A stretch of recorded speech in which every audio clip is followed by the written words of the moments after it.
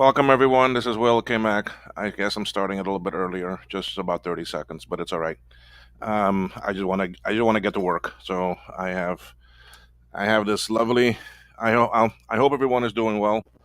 So far, I only see two people here: Macintosh Unboxed in UK and Jake.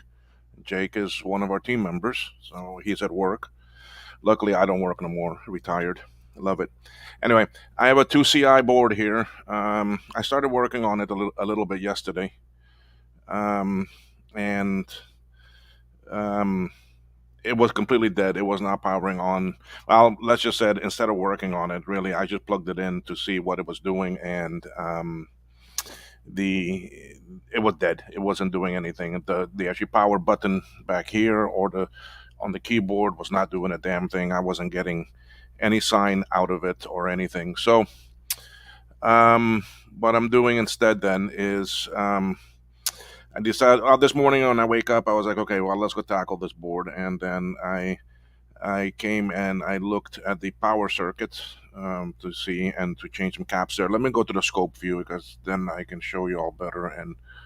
Um, and of course now it doesn't want to come in. There we go. Anyway, the actually 2CI is known to have power issues, and the reason is this area right here. This is a battlefield. This is a um,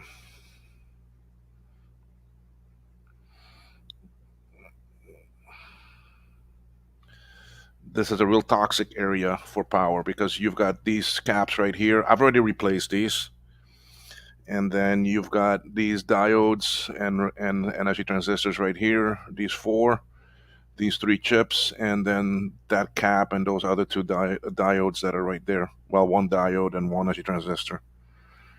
Anyway, um, so this morning what I did was this chip here was so dirty and bad. So I took it off, and including the caps around here, these four caps that were here. I took them all off and cleaned. And um, while inspecting the pad area and the traces for this chip, I had three under it. I had three actually broken traces. So I fixed those and I put them back, and I put the chip back on. I have not done these two because they don't look so bad, but I may still take this one off and check under it. Um, so I put back the caps and I powered it on, and I'm getting it to turn on now. Hold on. Yum, crusty. Yes, everything was very crusty. Um, that one chip there still looks a little crusty. This one here, around here. So, but at least the diodes and the transistors look okay. They're not so bad. Because now when I connect it, I do get I do get power come on, and it goes right into a death chime, and then it gets stuck and keeps on humming at me. So I went ahead and I took off all the other caps. I'm gonna clean those areas now, and I'm gonna put back these caps. It's not many. One, two, three, four, five, six caps. That's all I gotta put on. The four axials look pretty good. I may not change them yet. So, but overall, the board looks very nice and clean. I mean, the board,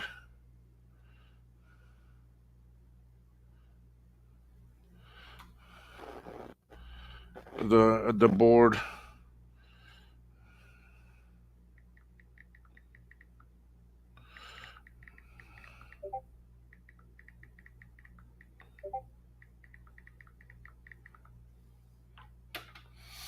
board looks very nice and clean, and really no bad areas. So anyway, let's get to this one right here that I need to clean. Um, Really, it's not so bad. I mean, it's compared to the one I did last night for the same person. Um, this is not bad at all.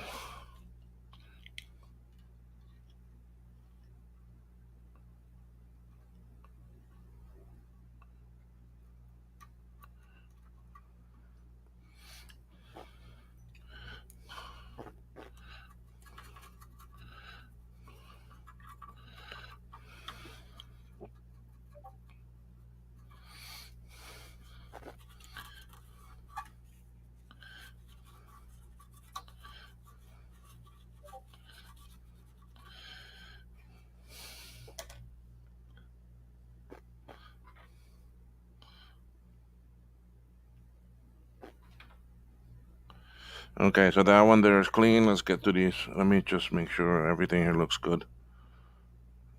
Yeah, that looks good. All right, let's get to these few others that are over here.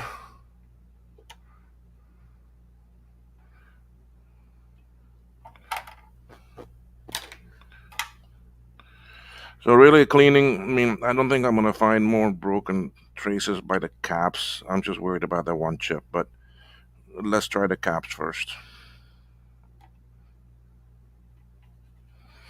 See, I'm not finding any crusts, any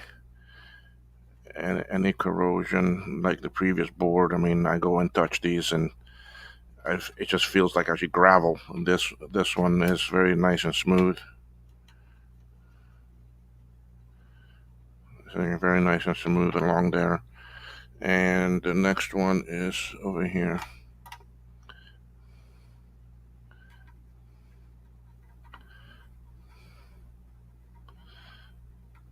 See, on the last one, this cap right here leaked, and this chip was so crusty. I had to take it off and clean it and that because it was real bad. Anyway, okay, let's see who's here. Gut Bomb is here. Um, no, Gut Bomb. This is a 2CI.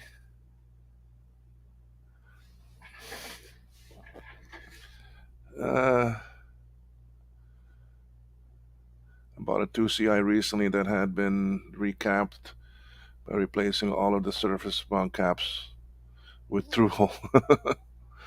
I've seen some of those. I just don't know why people do that. I really don't get it.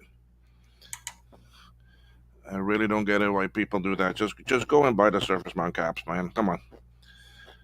And they're so easy to put on.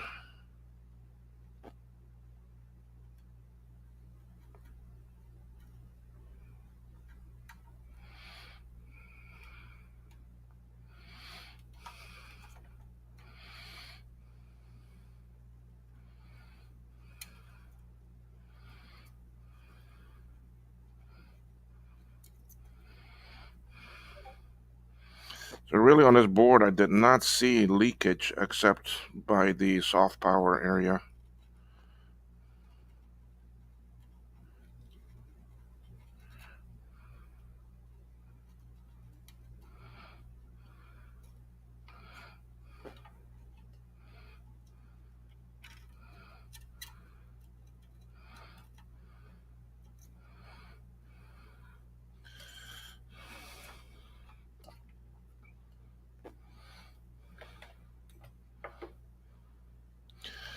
Okay, now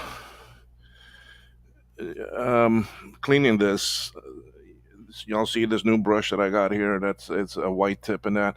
This is actually a painter's brush. This is for people that do artistic paint work. I got tired of buying the cheap ones or the ones for cleaning and this and that because all the bristles fall out and so forth. So when I was at actually Hobby Lobby, I went and says, "Hey, let me try some better quality brushes."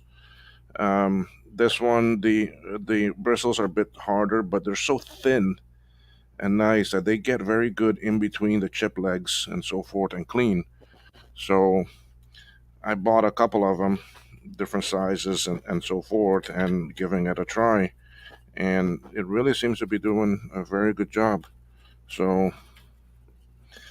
instead of paying 20 cents a brush, yeah, you may pay $1, but you get something that lasts quite a bit better.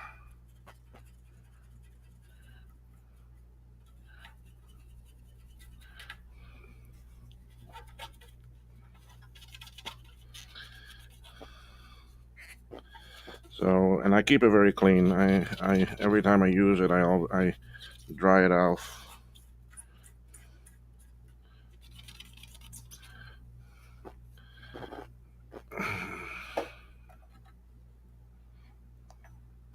That one already cleaned. Okay, so we have them all cleaned. So yes, a painter's brush. I mean, if you want to see, let me go to this camera here. I mean, this is it here. See, it's just a painter's brush. The other item I bought were these. And these are little paper towels, and they come ready done. And these are great, man. They're actually lint free. They're a bit tougher. They really clean very good. The electronic stuff and work well. Um,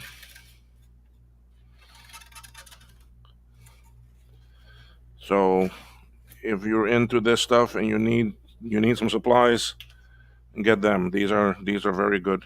This is an actually half-inch painter's brush, and it's a bit harder. I have not had a bristle come out yet, so anyway, it works well for me. Let's see what else it does. I fixed it myself. I still need to go in and fix the soft power circuit. Yeah, that's those there are those diodes. Clean them, and those three chips.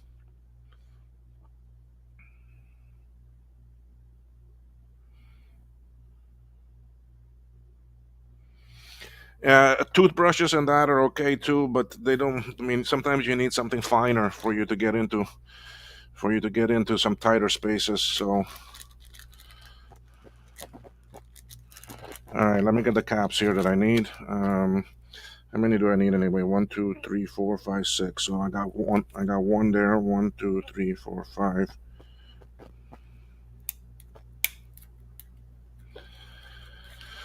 Okay.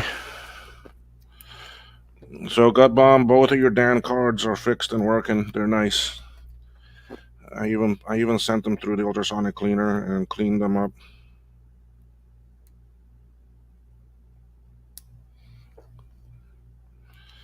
Sorry, you're not seeing anything right now. I'm just unwrapping the capacitors that I need.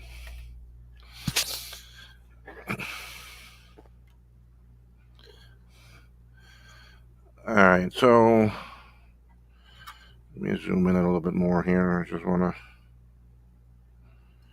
You all see that? Okay.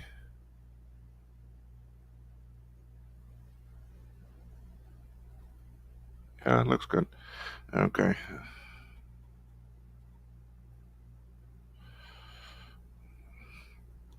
Basically, I'm just looking around here for any damages there might be, but I don't see that cap leak. This chip here, the legs look very good. Even the solder looks good. So, anyway, Jake, if you're still watching, I'm going to do this one cap here using um, solder paste instead of solder. Well, instead of the other way. I've been doing, because of some SMD work that I'm doing, I bought some paste for me to try it.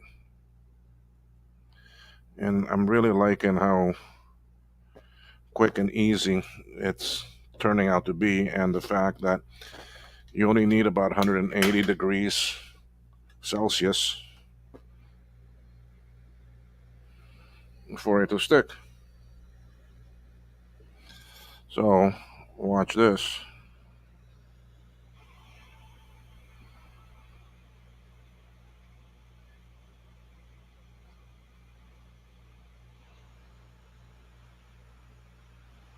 Done.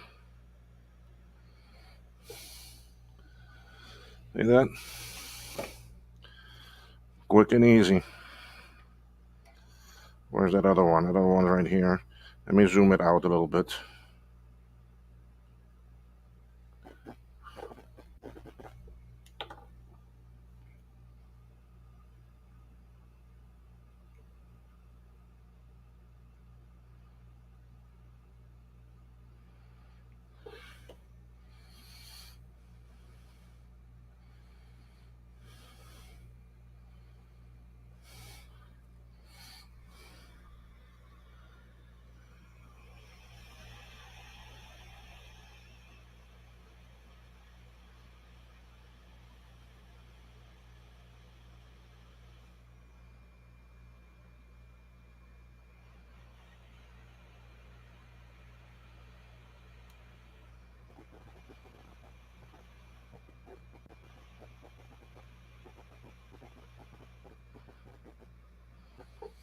Done. Yeah. So works kind of nice. Let me see what people saying.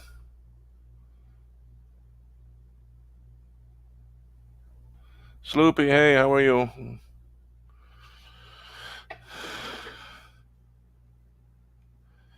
Yeah, I'm kind of liking that solder paste a little bit. I mean, it's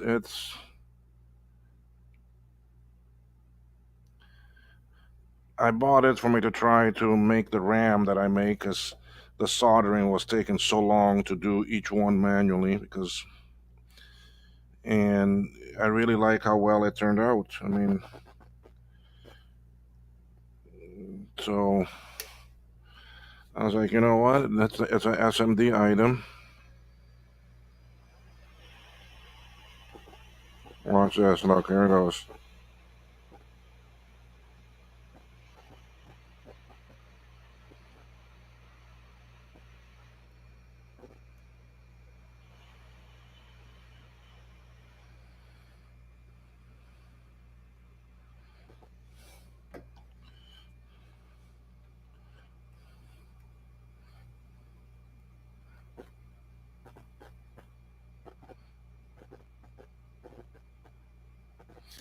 And this is especially good for those tight to reach hard areas. Um,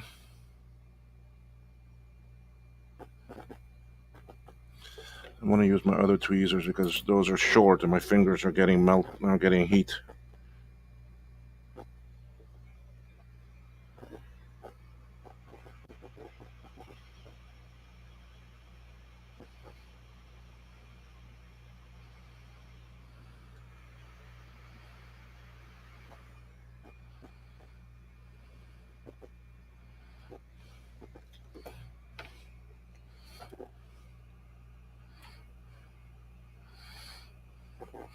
And I figure for the few seconds that it takes the hot air to be on there, you're not causing any type of damage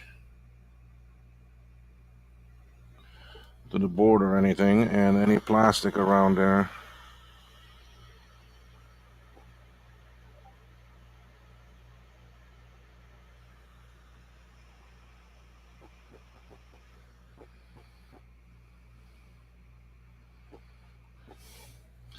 Not gonna melt so quick.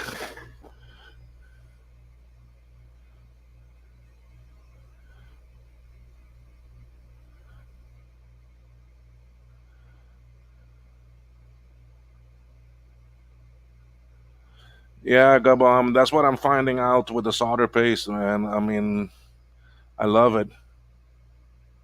You put a little bit on there. It's a very clean job, and it all melts in, and it gets into every nook and cranny. Good. I mean, you can see how well all that looks there. I mean, look at that. You see. And then with even smaller SMD stuff, man, that solder paste just pulls it right into place and gives it its home. You're done. See, now this last one here, I do have that switch right there, and I don't want anything to happen to that, so I put a metal shield there. I do this Bruce's way from Branca's Creation with a little metal shield. Now this is just an exact, but the nice thing is it's so thin that I can slide it right into the chip, right between the chip legs, and it will hold it for me. And here comes the last cap. After this, we go test. No, I don't have a flux mess. I don't have any type of mess to really go clean.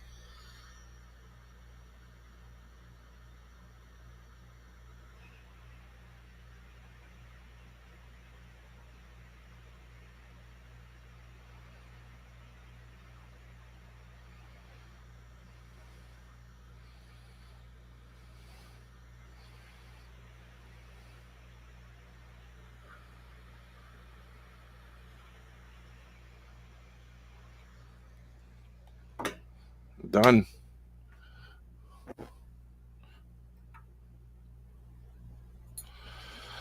Quickest caps I've ever put on, and I didn't have to use flux.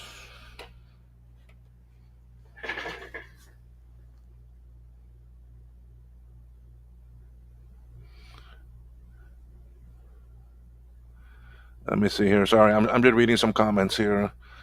I add some flux to the paste so it flows better, about 25% flux. I use PCI slot covers each, and I will use 8D tip. So yeah, so you saw how fast we just put those caps on. Let me clean up a little bit here. Now I'm still gonna clean around them a little bit. Sorry, you can't really see too much of what I'm doing there.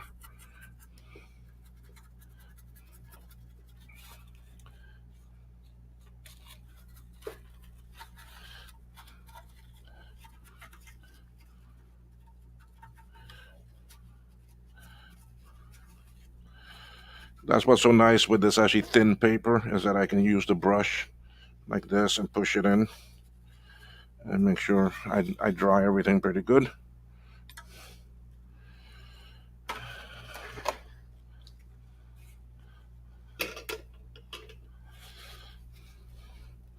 So yeah, so that's my little new thing that I started doing with the solder paste.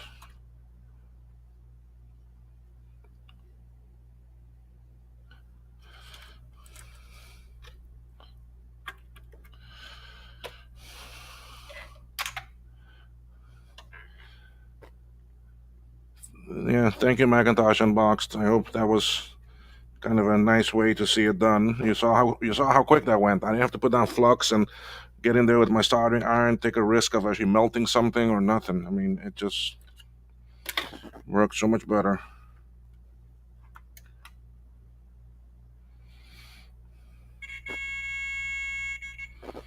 See, I'm getting the same as before. See, it just stays like I see this.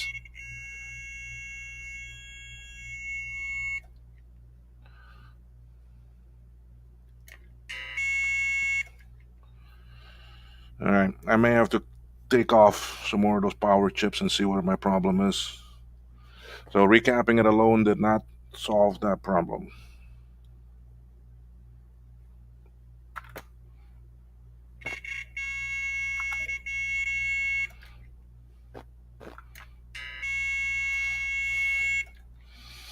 See, I go straight into. Let me see something.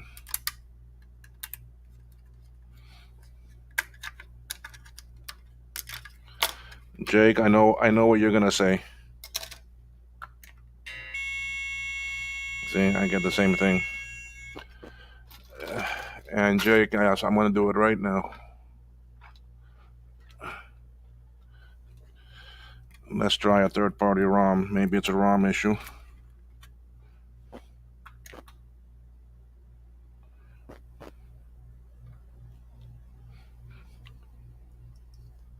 Hmm.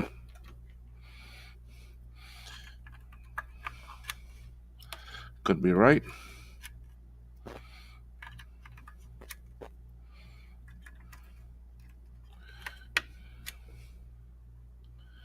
Let me switch speakers because this one's got something bad in there.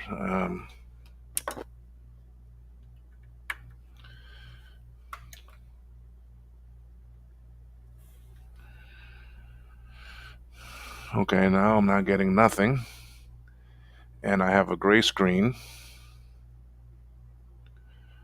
But let me see what if it changes any.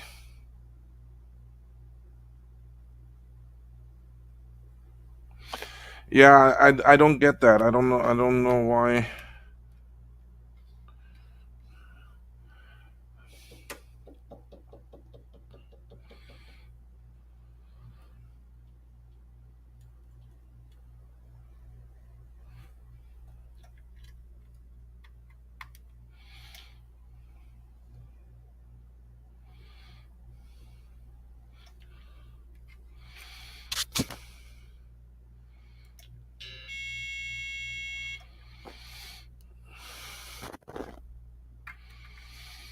Now that's odd. Even if I put in the ROM.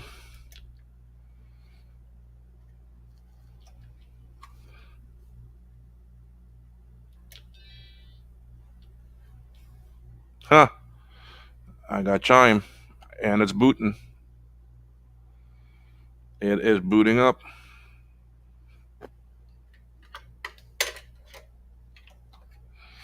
So it is a ROM issue.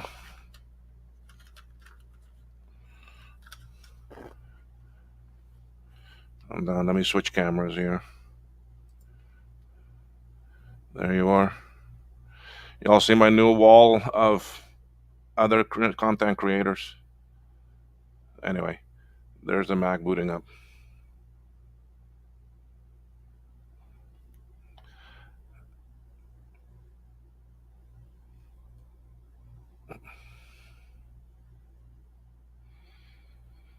So now to find out what is wrong with the ROM.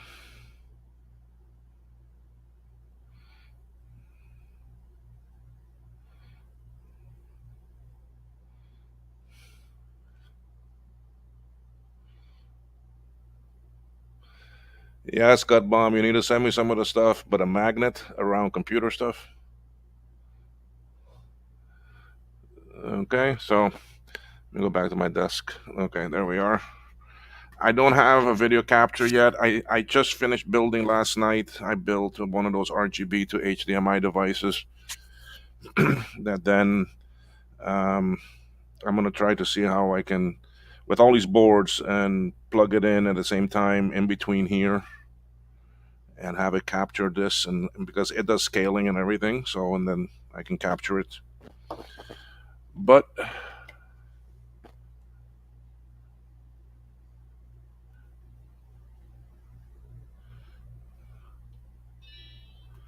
yeah, I just did a reset, so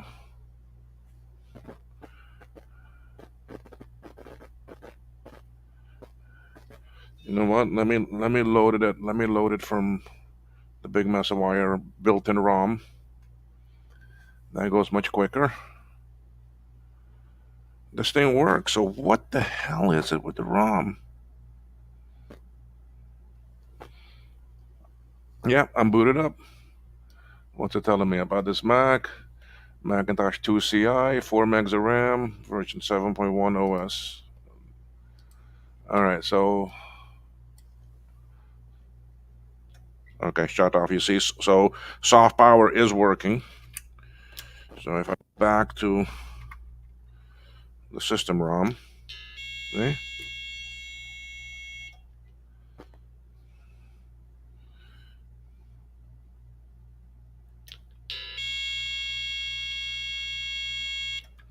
All right, let's go check out the ROM chips. Let's go check around that area and see what the hell could be wrong.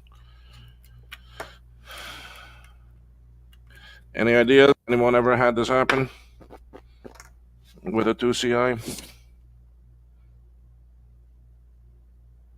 It's for the fridge. Yeah, but I want it in my shop here so I can look at something. So I may have to just put something behind it and tape it along with all of my other ones I have right here in front of me.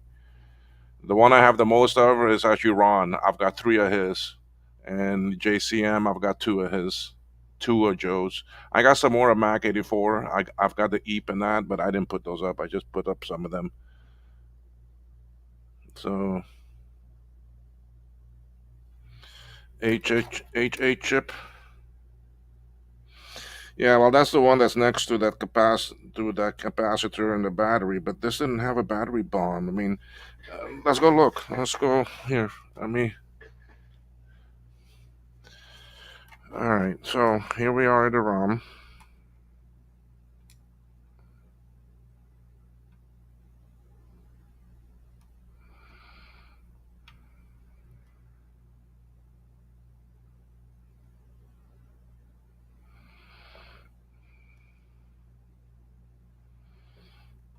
I mean, these ROMs look spotless.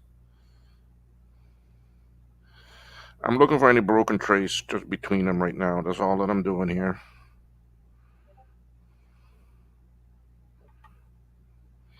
And to see if I see any bridge or solder ball sitting somewhere.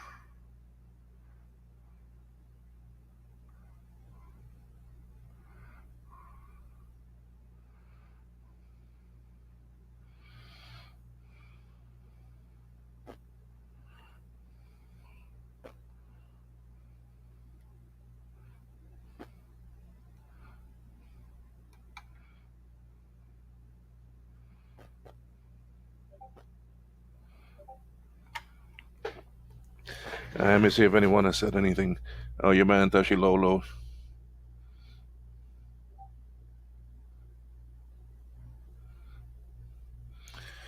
Yeah, so, yeah, Sloopy. It's just um, it does a sad Mac, and then it gets stuck in this loop, and stays like it's not loading something. So it could be a couple various things. Let me turn off my soldering iron. I don't need that right now, and it gets in the way.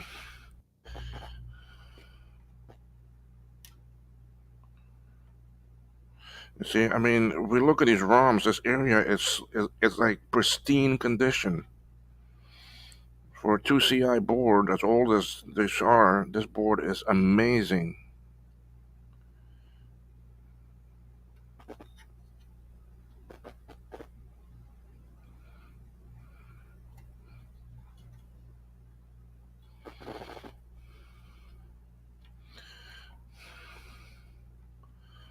I moved there for me to see traces.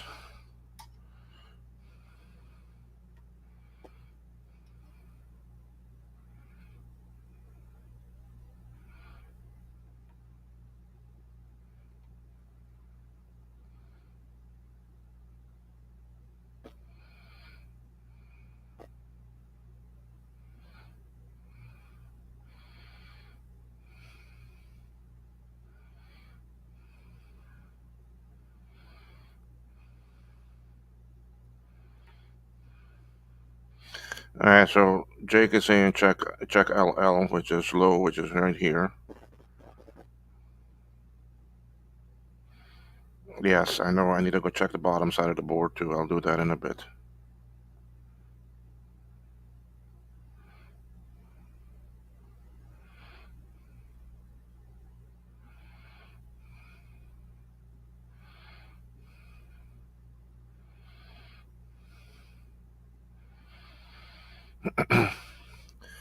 Now it can't be really if I do process of elimination, all right. This thing booted up fine with a ROM sim. So it's not going to be a bridge at any other chip or anything like that. It's going to be something that is purely linked to the ROM. Purely 100% linked to the ROM.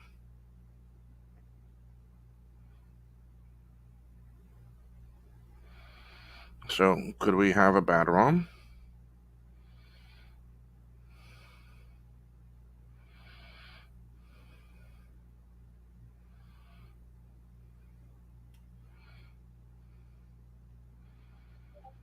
Do do any of the ROM pins go through a resistor pack? Flint, good morning. I haven't seen you in a long time. Glad you could join. I know you're very busy over there in UK side. I hope Dad is doing okay, and y'all are all getting ready for the winter weather coming. Um, give me one second here, guys. I'm gonna open up my schematics. Um, I want to see if the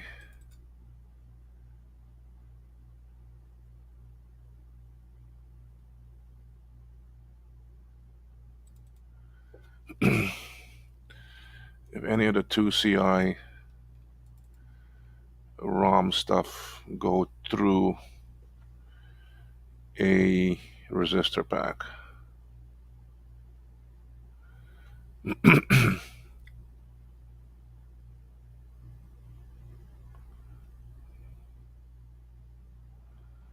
No, it doesn't. Well, at least this schematic. Well, the Bromax schematics really show pretty well if it does go through a resistor pack, and I don't see that. There's only a resistor for the ROM selection sim. Let's see here. Sorry about being away. Dad and the rest of family are doing okay. Thanks. Hope you've been keeping well. Yes, I've been keeping well. I just came back from a 2 week trip away. Went up to Florida for a week and a few days, but then I also went to Dallas and visited another collector restorer and spent some time there in Dallas, helping him, working with him, and fixing some things. Got to play around with a couple machines I've never touched before, like actually Next computers. He has four of them, so luckily all four of them work. and they're all recapped now, and he's doing the monitors next. He has one monitor that doesn't want to work, so he's trying to find someone in the Dallas area that can fix an actually CRT for him, because that's something I don't have experience on, and he doesn't either. Went to the National Video Game Museum, which was amazing. Very, if anyone ever go to Dallas, make sure you go up to the actually Frisca area and go and visit the National Video Game Museum. Definitely worth it. It's not just video games; it's also about computers, because during the '80s and that, it was computers that really drove the actual video game industry also. So yeah, yeah, Sloopy. That's what I'm thinking too. One of the ROMs. So I may have to take. I may have to socket them. I have these ROMs from my other machine that's already in socket, so I can easily take them out. But which one do y'all think it is? Because there's four of them. I don't want to sit here and take out all four. Um, so then I met some amazing people in Dallas too, because I met some other collectors and so forth. And um, so I met actually Petar, uh, Kevin, and Austin, and William, that goes that by the AKA War Mech. I've been looking for him for ages, and he just shows up and sits down in front of me and says, "I am War Mech." I'm like, I almost fell out of my chair and was like, But anyway, it was great meeting him. I tell you, there is some talent in this community, guys. I mean, some of the projects that I hear that they're working on, that Warmac is involved in, and some other people for the actually Lisa and other machines, amazing talent. Hey there, Retro Techie, how are you? Glad you could stop in and say hi and watch a little bit. So, Sloopy, Rom, which one you think? Um, I think it's the one with a model number that starts with 342. Are you being true, or are you being? These all start with 341. 341-0733, 0734, 0735, 0736. Somewhere one of the bits is not getting loaded correctly. Let's check the bottom side. Let's see if there's anything on the bottom side. So yeah, Dallas trip was amazing. I mean, it's I am very glad I took the time to go there and do that. Yes, I'm gonna focus for you all. Just give me a second here. Let me pop out this memory because it's holding the board up too high.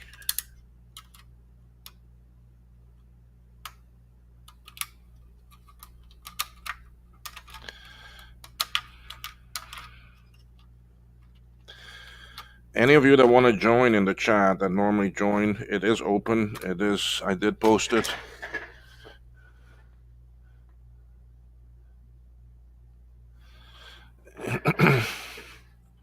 All right, let's go check the bottom now. Now that's a bit better. Let me fix your focus.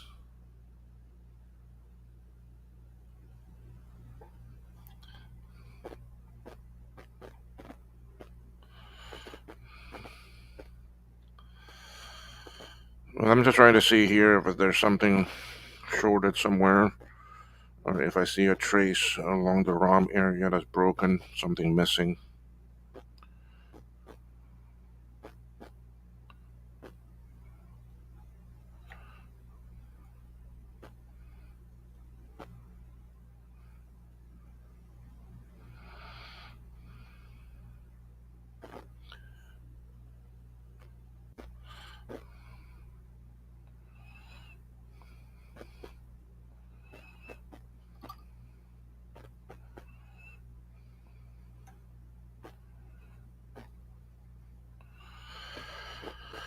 So Warmack, William, he is very talented, and he's created some of the Lisa boards, reverse engineered them together with the cat 123. Who's that coming in? That's Mr. Sloopy. Uh-huh. I get some company in here. Hey, how are you? Greetings. Everything well? Sorry, I'm not gonna keep you big. I mean, both of us, because I want them to see what my board is. So, It's all good. No one wants to see my ugly mug anyway. I was being asked what actually costume am I gonna wear for actually Dave's stream. I'm like, hey guys, I'm in a costume every day already. Yeah, I'm gonna dress as a middle-aged juvenile delinquent. Well, that shouldn't be too hard, right? Just wear my regular clothes. So I don't see anything wrong with any traces or anything on this board for the ROM. So Yeah, like I said in the chat, I would put a scope on the data lines and see if any of them look flaky. good idea. Let me connect everything back up. Some sometimes I just forget what I need to do, or that I can do it in actually easy way.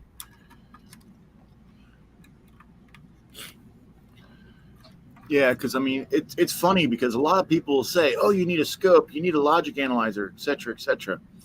And the funny thing is that I have all these things. I mean, I have an HP logic analyzer that I have all the stuff for 80 channels of logic input, and quite honestly, um, for troubleshooting and diagnostics, I Hmm. don't use the logic analyzer much at all. I use a scope more than anything, and even that, it's like I was troubleshooting a Coco One on stream the other day, and even the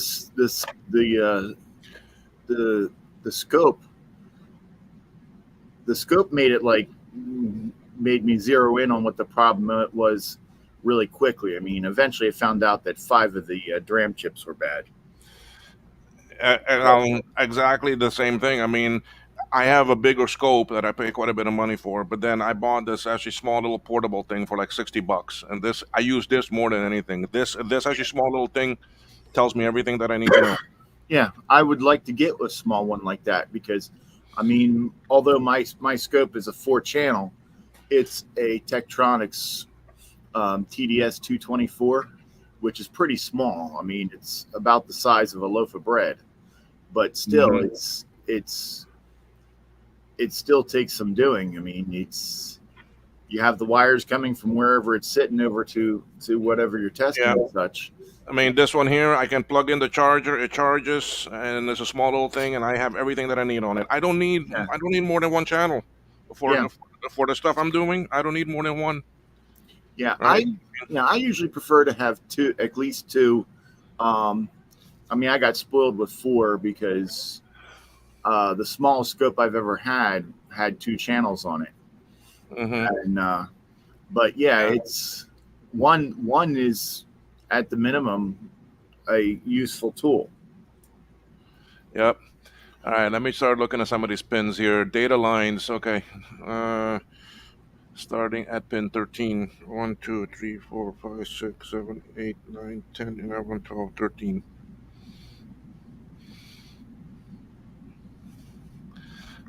You can see I'm getting some spikes here. 13.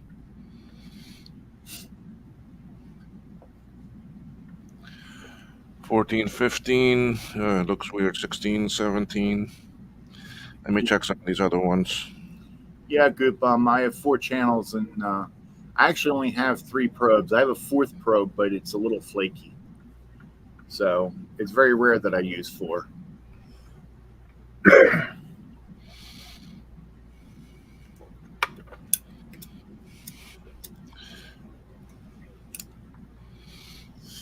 And when I have used four, it was more because I didn't feel like setting up the logic analyzer.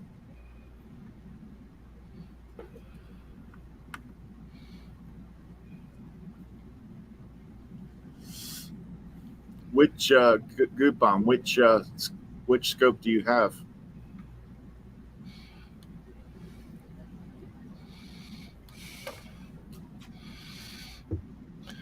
All right, Sloopy. Yep. Almost every single one It's giving me this. It's kind of hard to see, I know, but Yeah. you see, it does spike here and there. But when I go to this chip, look what I get. Yep. That looks like it's a problem. What does it look like when you first turn on the machine? Like,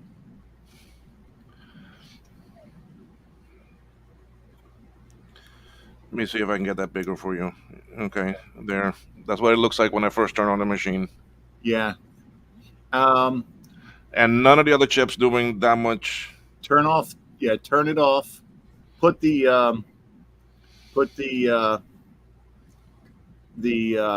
external ROM in it, the ROM sim, along with the jumper, and then see what it looks like. Just leave it. Yeah, you can leave it right on that pin. Yeah, but let me just connect the speaker to make sure that it's booting because I don't have video in that connected. So Yeah.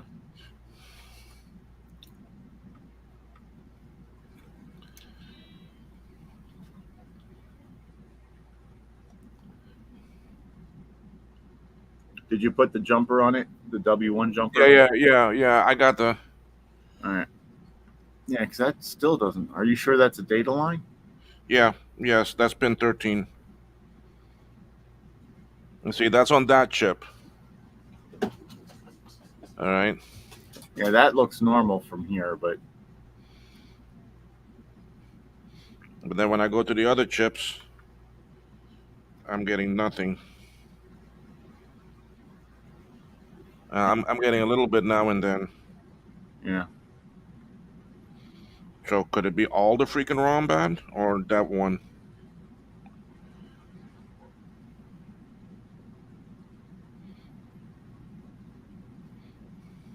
Yeah, it's is it chiming? Yes. Yeah, honestly, I would say the ROM is bad. Which one? I don't know. Probably the high, but I would just put I a think so too because that's the one that's giving me the most problems. yeah, and I would just say just don't worry about it. Throw a ROM sim in it and call it a day. No, well, I like to get it with the ROM for the person. I mean, that's just me. I don't. Yes, I can put in a ROM sim and all that and be done with it, but that's that's a to me that's a cop out. I'd rather Yeah, fix it nicely. yeah. I Uh, mean, yeah, you could replace the IC, but I mean, it's going to be just as functional. I mean, what person doesn't want a custom ROM in their machine anyway? yeah, well, more than likely he will get one. So, but you see, this HH this HH is the one that's giving me all this noise, and none of the other ones are doing that. You see, even when I go to the other pins, Yeah, yeah. you see, Maybe that chip's just high.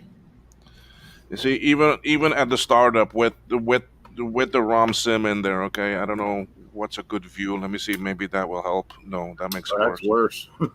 Yeah, yeah. It's okay, but yeah, It starts nice, then it does all that while it's booting up and it's coming up. yeah. You see, which all this is normal. This is normal for it. Hmm.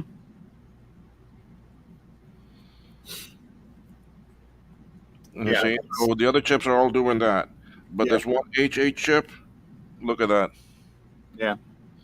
So if I turn it on, What go. does the enable line look like?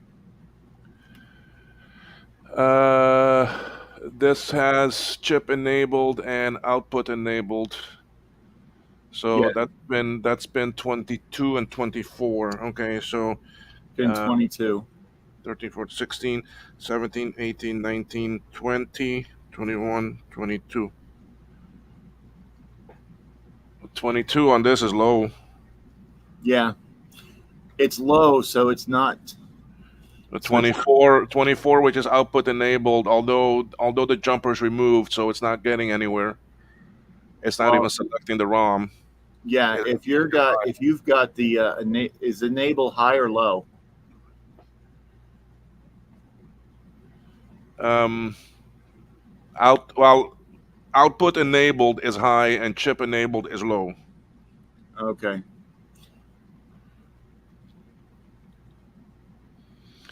Oh yeah. Yeah. Shut it off and remove the ROM sim, and then see what it looks like. Actually, because the W1 jumper is only the enable line on it,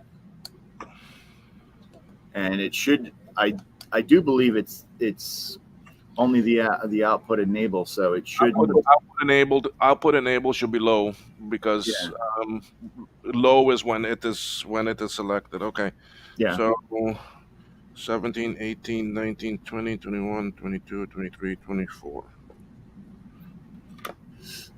Yeah. Goop bomb. That little line next to it means active See, low. it's high. 17, 18, 19, 20, 21, 22, 23, 24. See, on all of them it's high. 17, 18, 19, 20, 21, 22, 23, 24. High,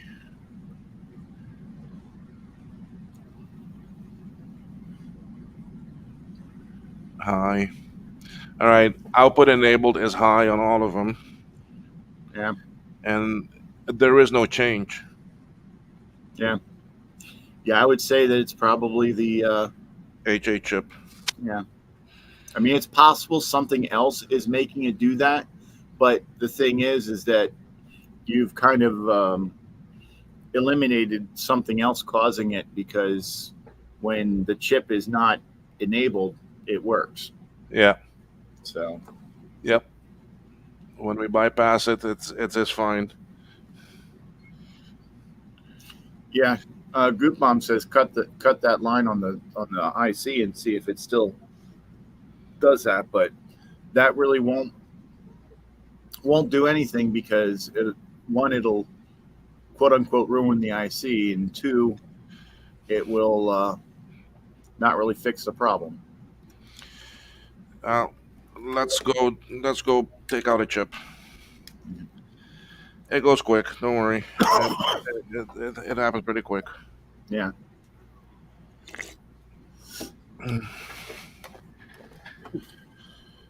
Okay, so we need to take out this one chip here. Let me take out the memory. Yeah, Group Bomb. I fixed a computer once back in '92. That's the only time that you fixed one? Come on now. I fixed one in '92. Well, I fixed probably more than one, but still. And I've probably fixed more since then. Currently, I'm cussing at an Apple III. What happened with that one? Joe lost his hair on it and decided that he wanted me to lose more hair also. Y'all don't have any. Uh-huh. What do you think?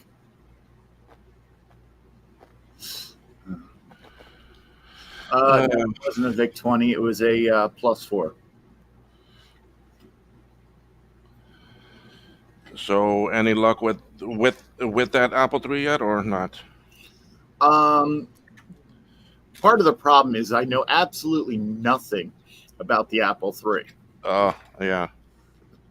So what do you mean worse than a VIC 20, Goot Bomb?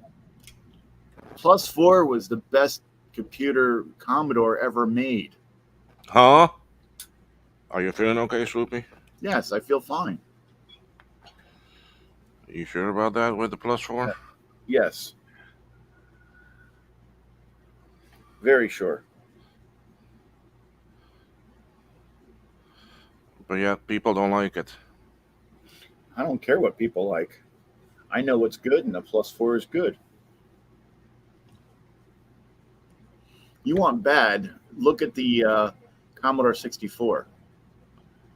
I mean, it's basically a bunch of off-the-shelf parts, except for the SID.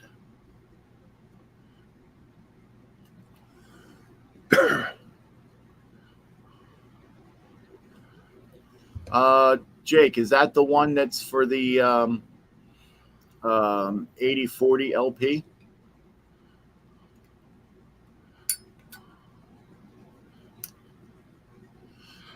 Sloopy, so you know Jake is another team member of mine that we work together. Yeah. He's the one that does all of my shipping for me because he's in the States and I'm not. Yeah. Yeah, Jake. I mean, if you want, I can get it working. I don't know what he's asking to get to work because I'm He can't has the read. prototype Commodore board. Oh, oh, that. Remember, you're the one that talked to him about that floppy one. Remember? Yeah. Yeah. It looks like the prototype for the 8040 LP, which basically what the LP models were is single drive units. Like the 2031 LP was a 2030 dual disk drive, but in a single 1541 type case.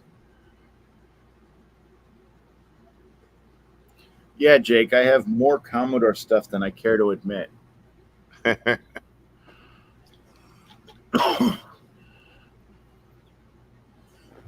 Yeah.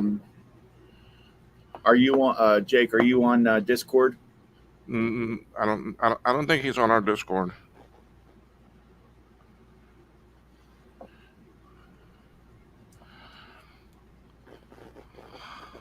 Uh, In other words, Jake is not a very big social media person.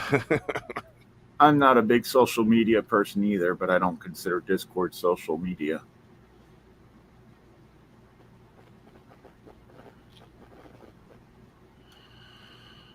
Somebody's giving me a little bit of trouble.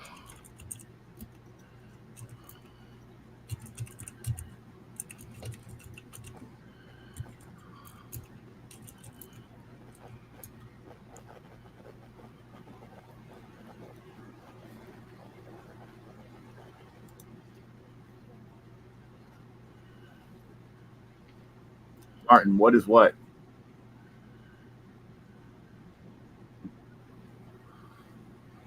For that, I do use a plunger.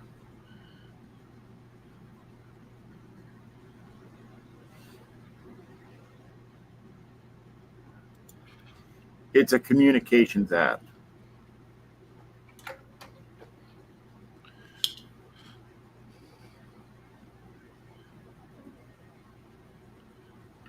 I mean, would you consider IRC to be social media? Me or Martin Mac.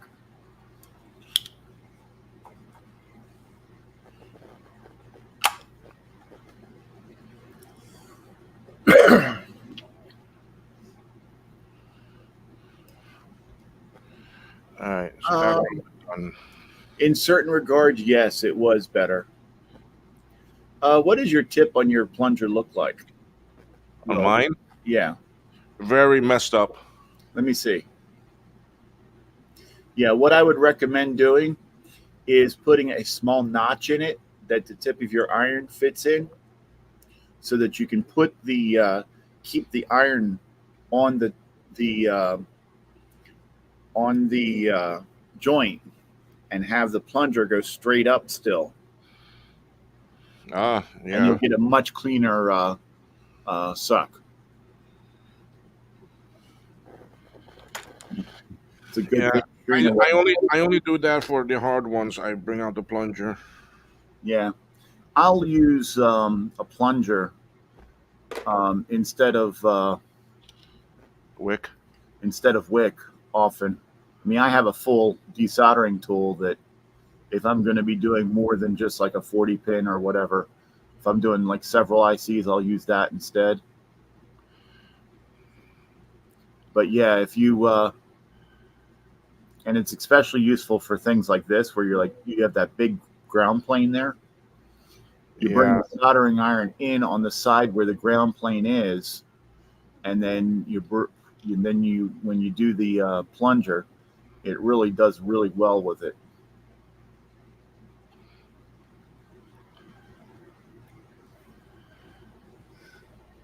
See, if it's a junk board, like when I'm doing a SE30 reloaded, Mm-hmm.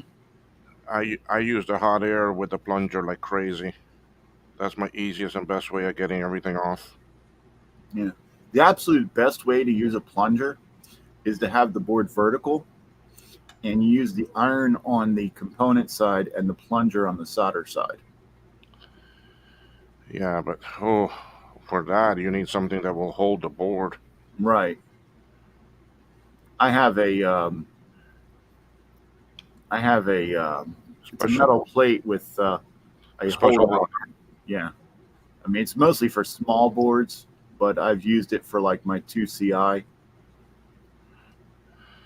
This side went pretty good. This side, Yeah.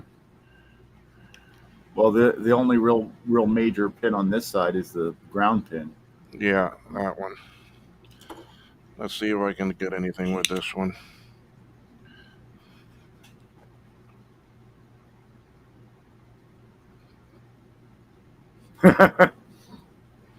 Goot Bomb says just use your knees to hold the board. Yeah, you see what I mean there? How you're like having to remove the iron. Mm-hmm. If you put like a small little cut in the tip, you'll be able to hold the iron there while you have the plunger on there. Yeah, because you see this. Yeah, you're gonna have to probably refill it because you're not gonna be able to get the heat down there to the bottom.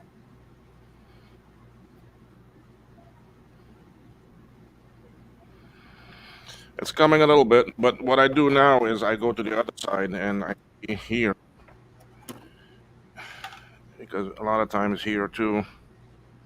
Yeah. You see how clean that looks? Yep. So I know most of those are pretty good. I see a couple here. Yeah, like the fourth one from the left looks like Yep, use another, and then the bottom one. yep. Looks like we're gonna get some rain. It's getting dark outside. Yeah. That one, this one, this one. Here it's a bright sunshiny day. There's some sort of tropical wave that wants to develop here close to us.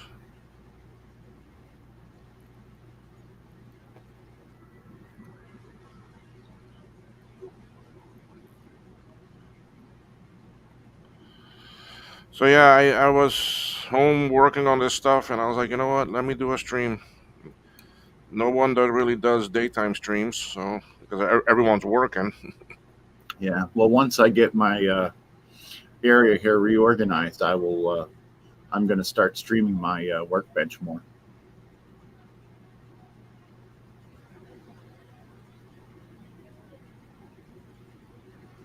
Yeah, this one giving me trouble.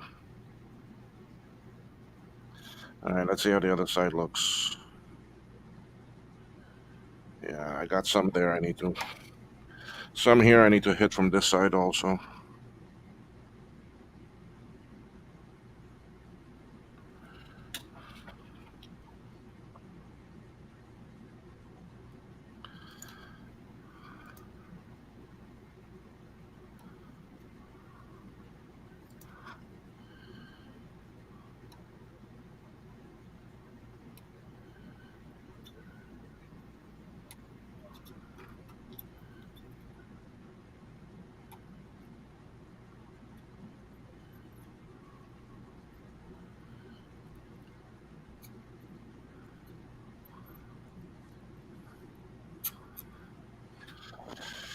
All right, now I need to see what I'm gonna do about that ground plane one.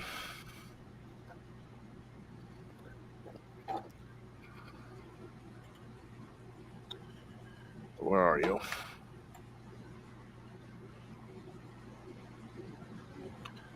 So you suggest add some solder and try again?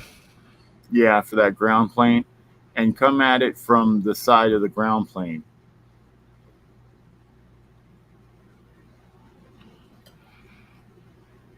And when you add solder, yeah, have the iron come in from the left, and then when you add the solder, yeah, keep it on there for a few seconds more than normal, so that it gets down there and does the whole pin. Yeah.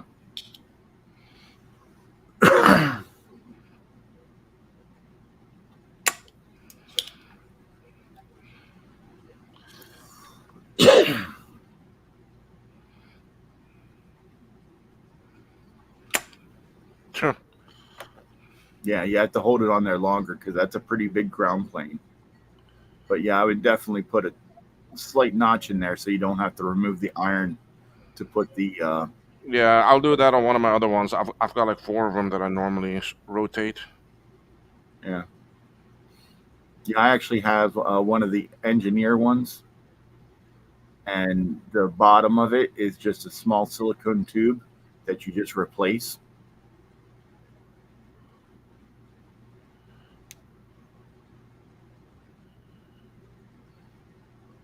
Yeah, All it right. looks like you might need a little bit more flux right on it. Yeah.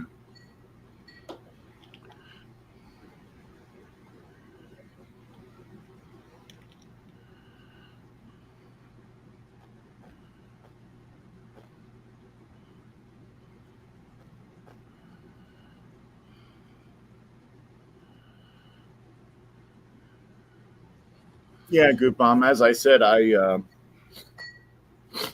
right, I'm gonna do this my other way.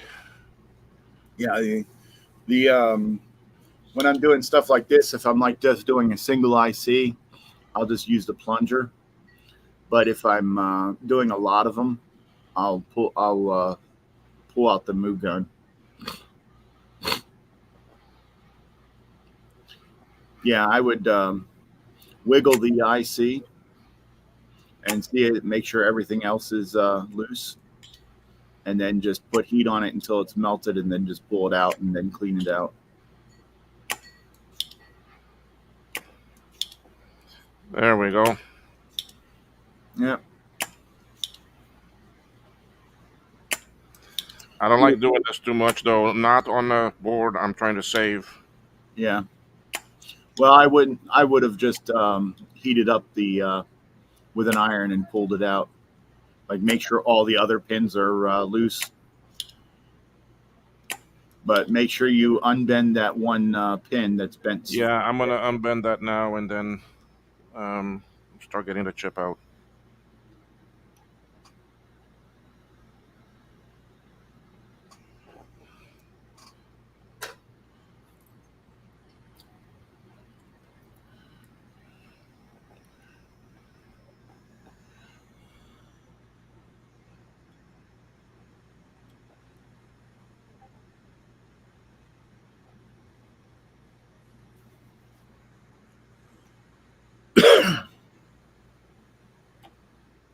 All right, the chip's out.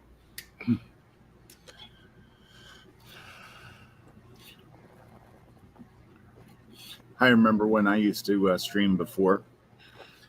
I would be there like using the plunger to desolder it, and then the chip would just like fall out, and I'd look at the camera and I'd say, "I hate when the chip just falls out like that." And people would be like, "I've never had that happen.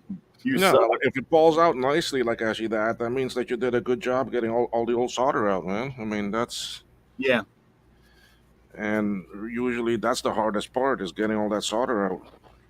yeah. Well, usually what I'll do is after I go through all of them with the plunger, is I'll wiggle the chip. Don't lift it up, but just like wiggle, push it down, and then wiggle Yeah. it back and forth. And when you do that, you look at the other side to see if, to make sure all of them are moving, and usually it'll just come right out. Mm-hmm. So anyone in the chat, sorry, I'm not reading it. I'm now that I have someone here, Yeah, I'm reading it. a Sloopy monitors it for me. Flintlock says today I've been testing my collection of DAT drives and backup tapes, all the different types, DDS1 to DAT 320. Okay, so now I need to find a socket. I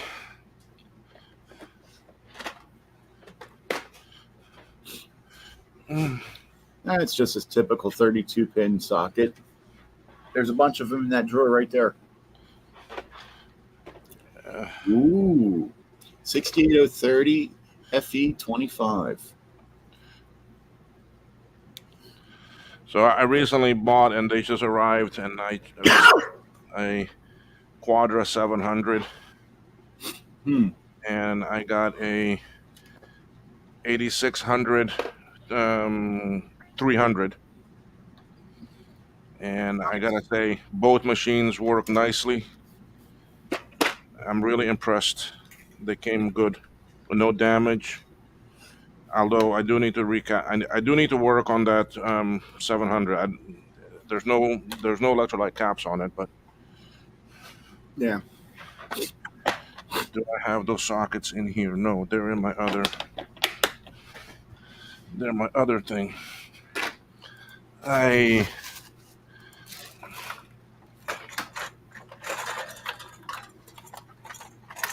ah, I just made a mess everywhere.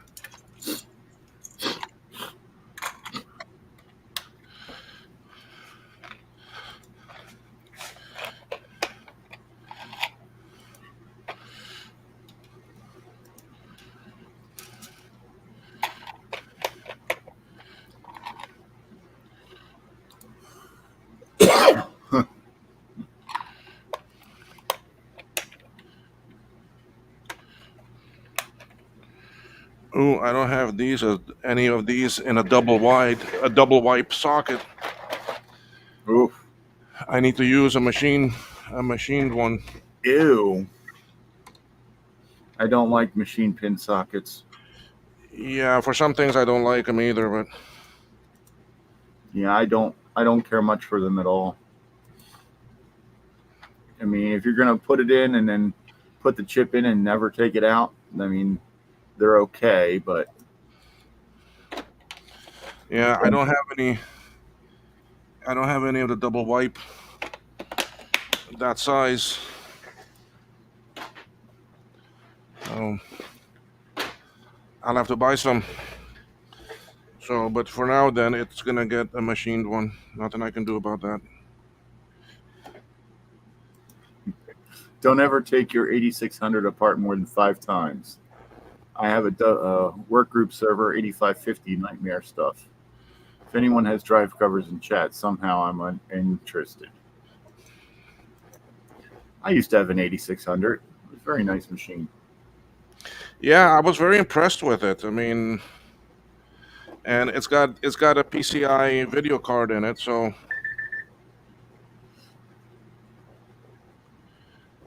I can just hook up a standard LCD to it.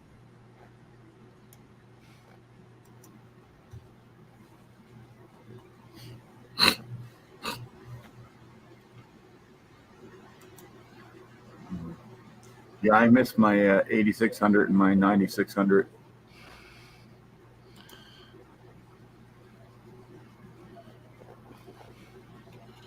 So and then the IIci 700 too was in very nice shape.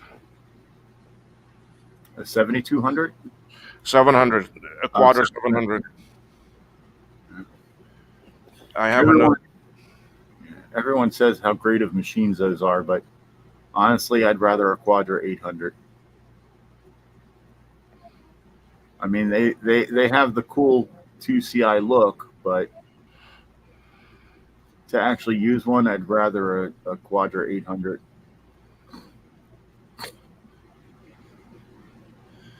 I got the 8600. I mean, very cheap. I think I didn't even pay $40 for it. Holy cow!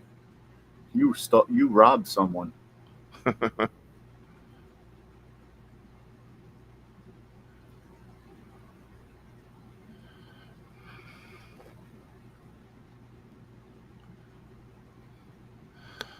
It's funny about this ROM. I mean, this. If this is the ROM thing, it's the third machine that I've done. The third 2CI I've done with a bad ROM.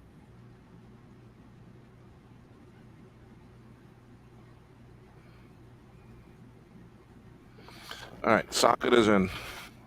Yay!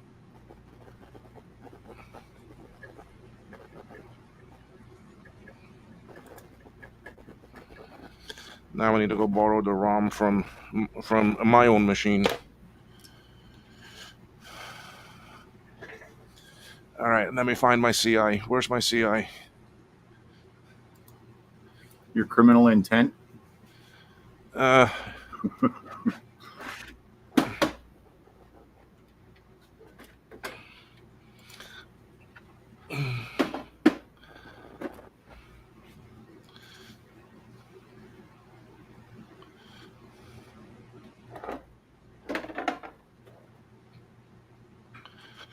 All right, this is it here, but I need to.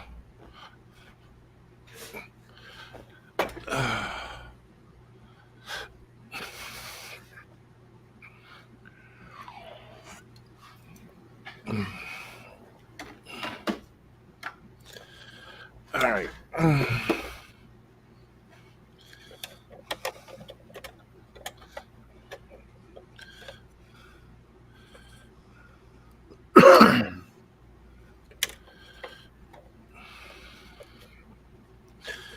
Oh, geez, I gotta go get all this out. I need to get under it to get the ROM.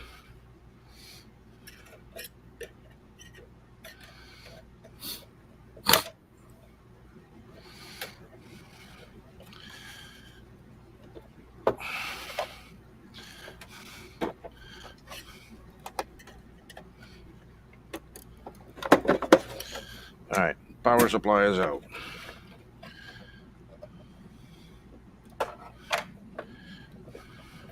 Yeah, on my one 2CI, they're soldered in, and my other 2CI, they're socketed. Yeah, this one is socketed, so. Yay!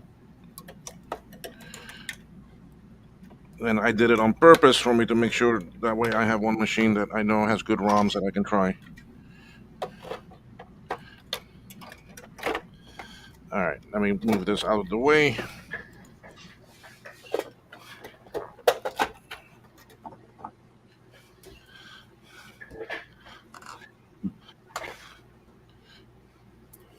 Oh, blessed mother of all good bits, please don't fail me now.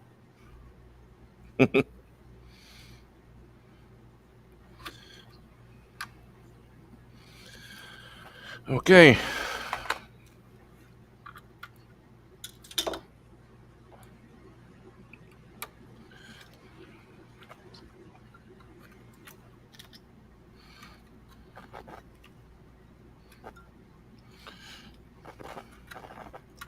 Who needs RAM?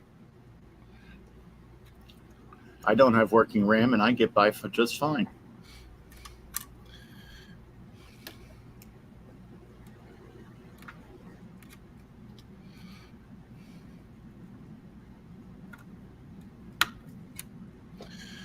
All right, what else do I need? That's on there. Nope, same thing. Hmm.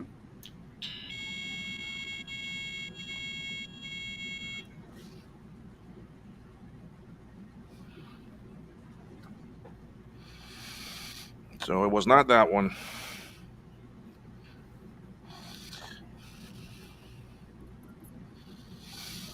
Maybe it's time to start taking out each one by one and seeing, right? Yep. But you know, when we go to the select ROM,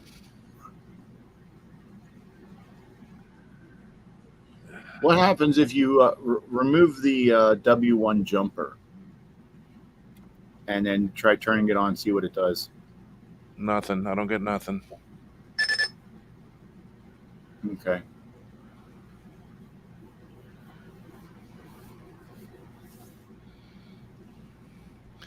Because that select ROM, Yeah, I know what it does. It's just yeah,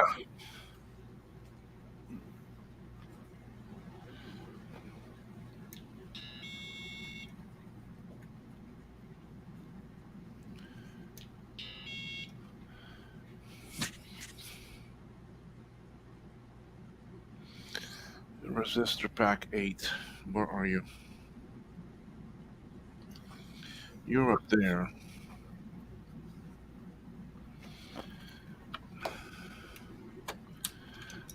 I don't have the best of luck with the resistor packs. They always give me trouble.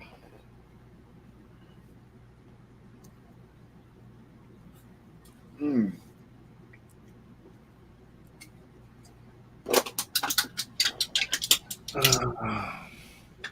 Your device will restart update outside of active hours.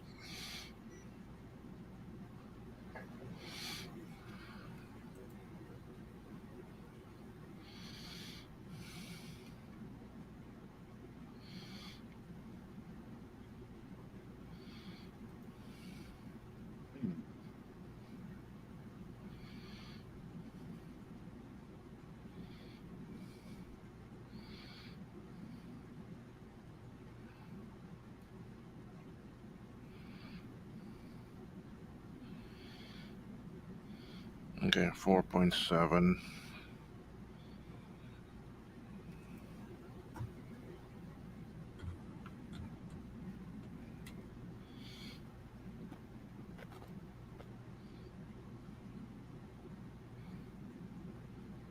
Oh, cool.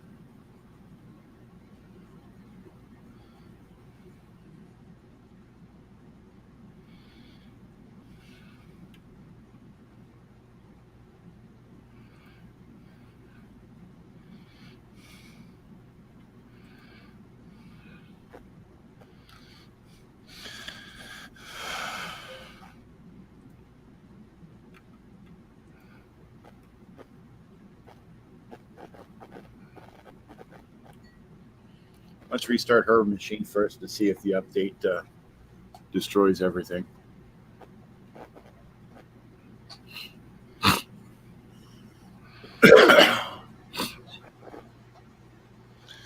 On a 4.7K resistor, getting a reading of 4.3. Is that too low? That's at the edge of spec for 5%. I'm getting a lot of 4.3 readings. Is it in circuit? Yeah, well, it's this actually resistor pack. Oh, sorry. Yeah, then you may get it a little low because there's going to be other stuff on the bus.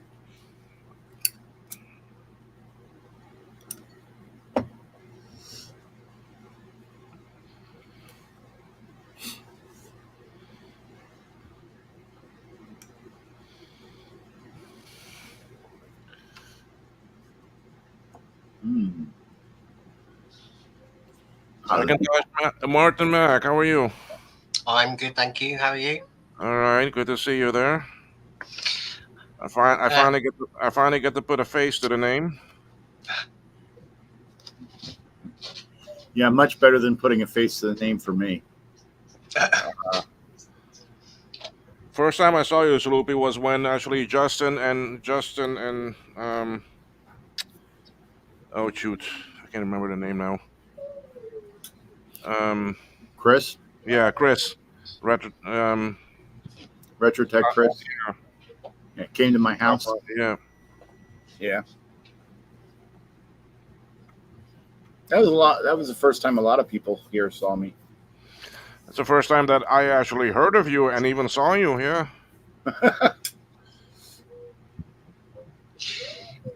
Yeah, I'm trying to post a link for Jake for some 3D files for his Quadra machine. Okay, now I'm getting a 4.7 reading on it. But you know that's funny. That's funny, Sloopy. I took off the jumper because this is the resistor that works with the ROM with the actually ROM as you select. Yep. Okay, now I'm getting 4.7 on it. Yeah. That's because when you remove that jumper, there's nothing connecting to it except for the ROM itself.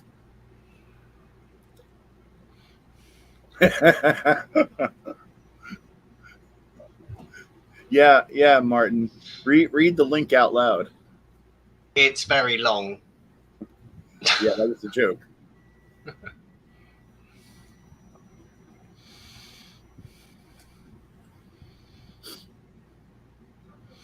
You see that goes to the chip select.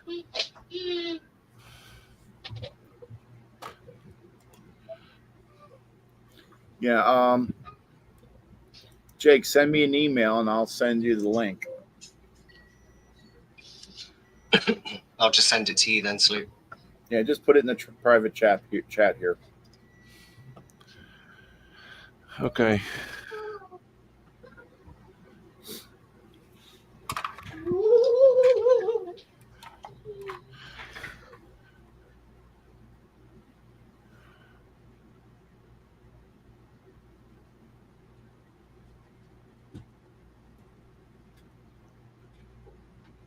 Sorry, I'm just looking at the schematic for a minute here.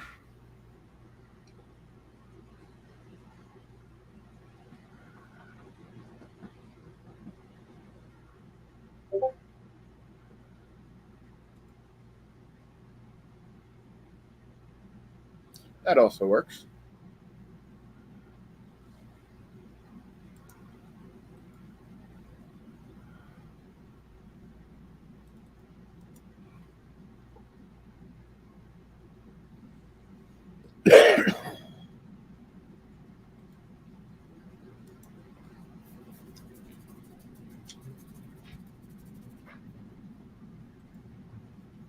Yeah, quick question. Are Power Macs supposed to have ROM sims, or are they on the board? They have ROM sims. They do. Yes. Yeah, because my 8550 has a sim slot, but no sim in it. I mean, it could be on the board, but usually they're in a ROM sim. Yeah, I mean, when I run Tech Tool on it, it just says that it's a 3 megabyte emulated ROM. Yeah.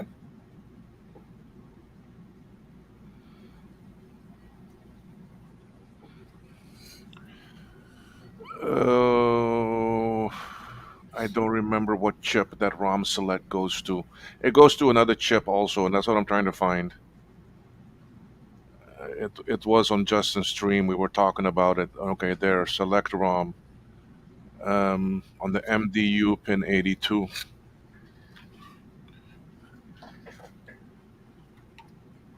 Are you the one that told him that that big honking chip was bad on his 2CI? No, no, no, that wasn't me. Yeah, because he removed the big chip. He says, "Oh, I think this is what's wrong with it." And it wasn't it. I don't know. He removed it, and I'm like, "Why'd you remove it if you don't know? If you don't know for one for sure, and two, if you don't have one to replace it?" Yeah, I have that 2CI sitting right there.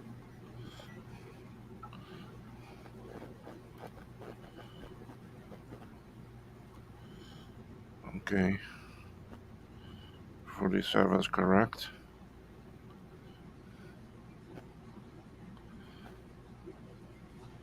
Eep. I'll be right back.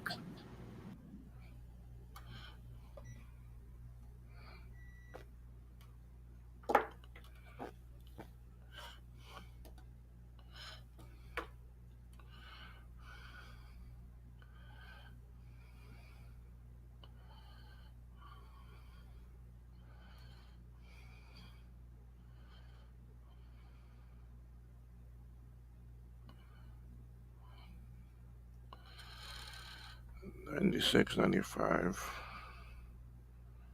'94, '93, '92, '91, '90, '89, '86, '88, '87,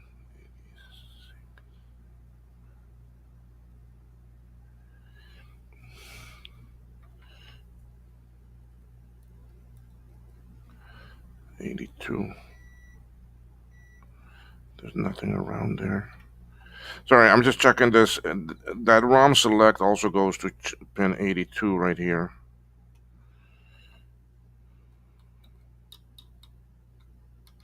But it goes through a resistor, so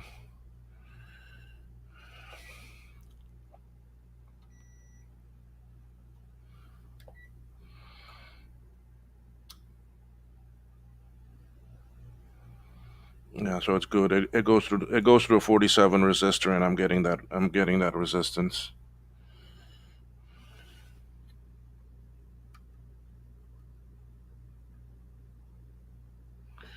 And I should get it here too. Yep, I do. So, all right, nothing wrong with that. That part is good. So it's got to be another ROM that's bad.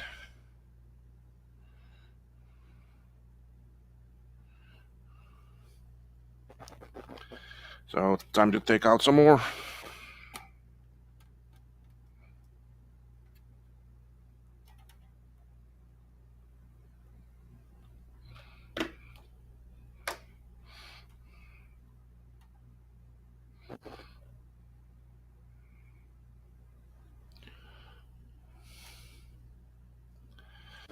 All right, let's get some more.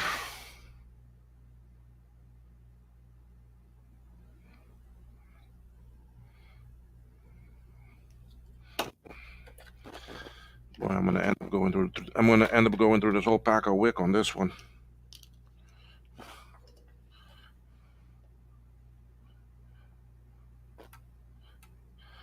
So now, Martin, you're in actually UK or? Yeah, I'm in the UK. I'm in a overseas territory of actually UK. Yeah, Canada. No, Cayman Islands. Cayman Islands is where I'm at. Ah, okay. Yeah, so I'm in the islands, the Caribbean.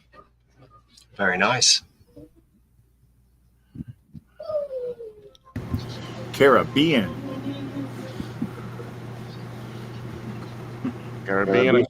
Caribbean is the way the Americans say it.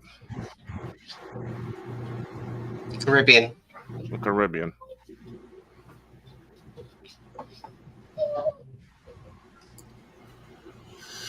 Island is land. It's So now I'm taking out the actually LL chip. I'm gonna see.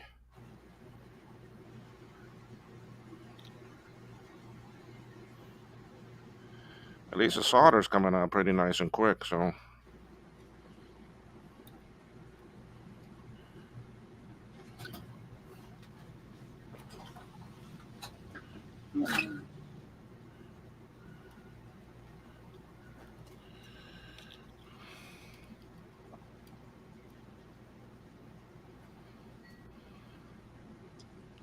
Is the weather still good over there? for me, or Yeah, for you. yeah, I mean it's a bit overcast today, looking a bit black outside, like we may get some rain, but and it's been some pretty nice temperatures. Tell you, when I was up in the States recently on that trip, that was some amazing weather. It was very nice.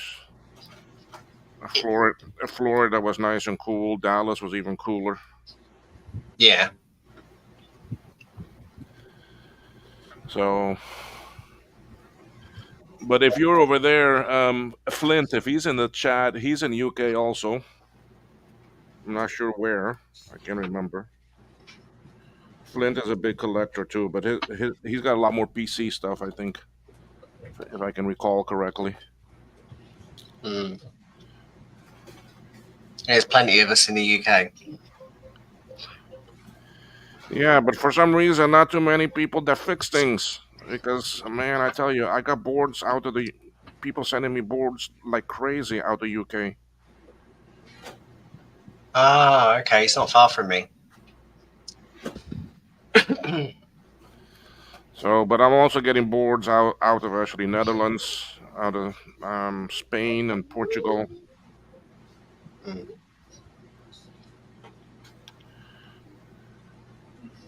So Flint is in Maidstone in Kent, which is not too far from Norfolk, which is where I'm from.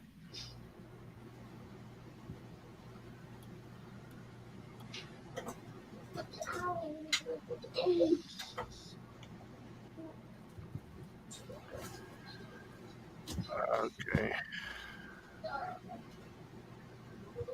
Hi, Trina. Trina showed up. Hi, Trina. Haven't seen you in a long time, or even talked with you. I'm guessing she's probably finished work now. Uh, no, for her it's still a bit too early. I think for her to be finishing work. Okay. She's in Canada at the works at a hospital. I think you see, yeah, Mm. the IT side there. Yep. Trina, make sure you remember to bring your box home today. Yes, we've been waiting for that stream. Oh, another 3.5 hours. oh man.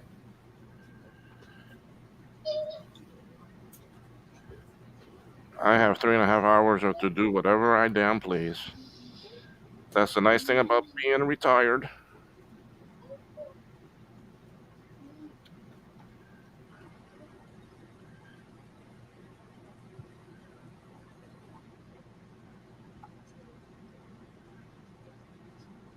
All right, that one is all loose.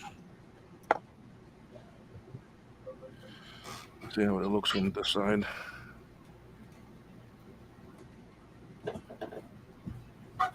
I'm gonna try to actually hot air it out now.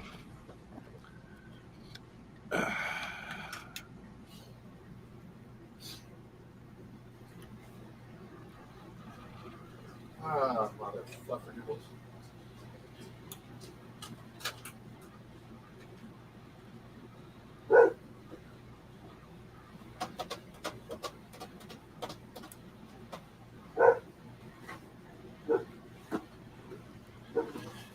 So I'm taking out the LL ROM. I'll socket it and then I'll try my ROM in it and see.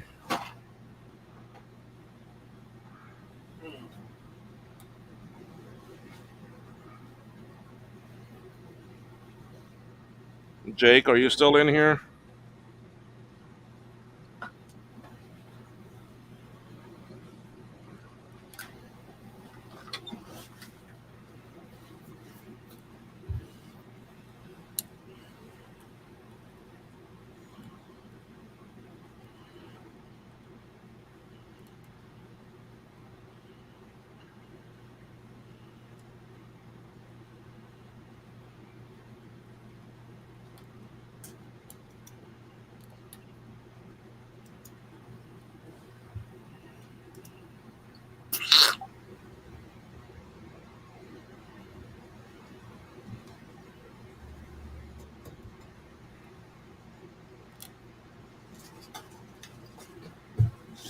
One side of the ROM is out. Now I just need to swap out the other side.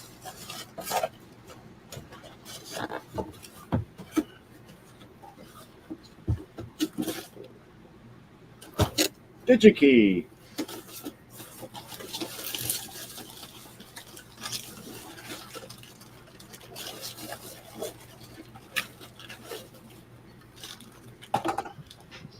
You on the stream on Sunday, Sleepy?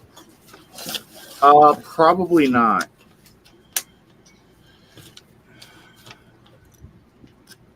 What about you, Will? Which this past Sunday? Yeah, Dave stream. No, I was not on Dave's stream because I was traveling. I was up in Oh. Florida and up there I don't have. I was. No. This weekend for the Oh, Halloween one. yeah, this weekend. Yes, I'll be on it because um I am home now, so I can do it from here. So Hey Trina, I got a box.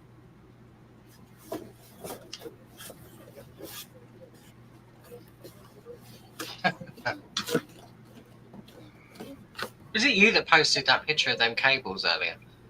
Yeah. oh, you mean that big mess of wires? Yeah. Was that you? Yep, that was me. I Oh, got stuff from DigiKey. I remember those days having all wires like that, you that everywhere. Ugh.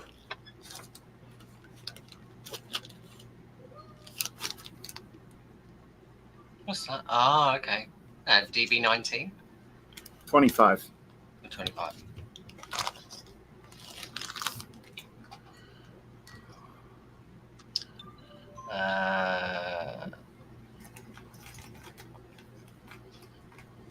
Well, they either PS2 or ADB. PS2.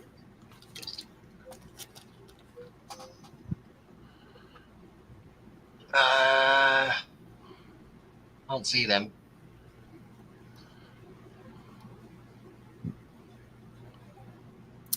They're crystals. Okay. 8 megahertz.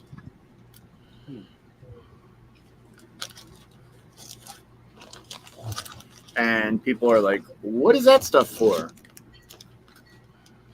I was about to ask the same. Well, you're people. My people. You are people. Oh,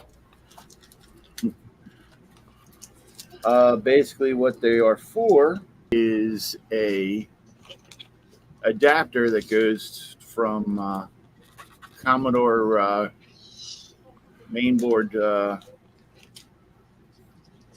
keyboard connector to Commodore keyboards and PS2 keyboards.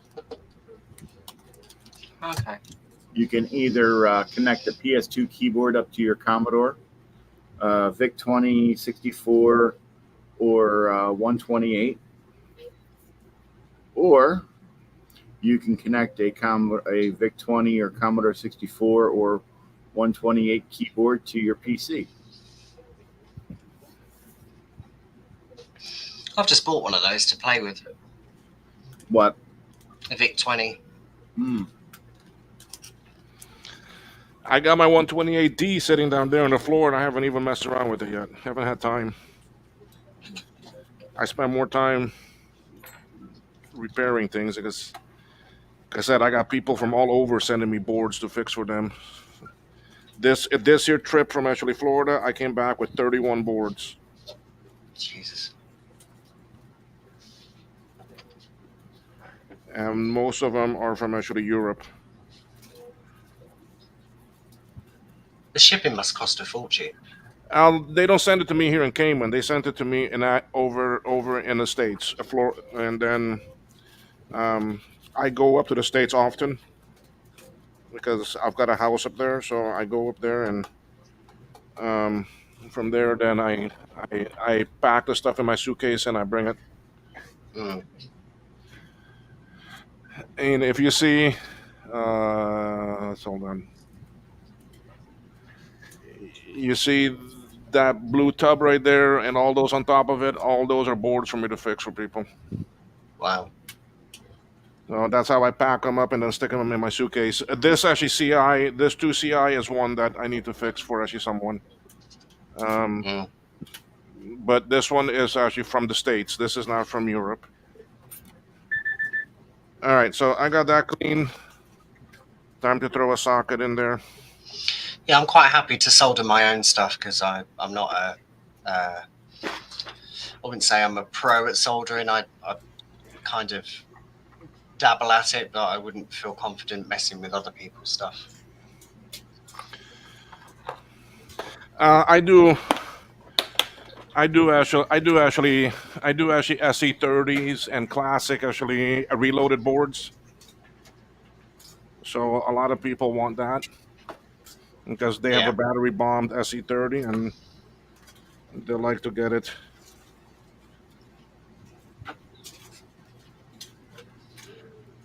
They like to get it transferred. So and then I have no problem doing that for them. That's what most of those are over there. Most of them are actually SE30s for me to transfer for actually people. They are pretty much like gold dust here in the UK, SE30s. Are they what now? You can't really get hold of them. Yeah, well, a lot of people have them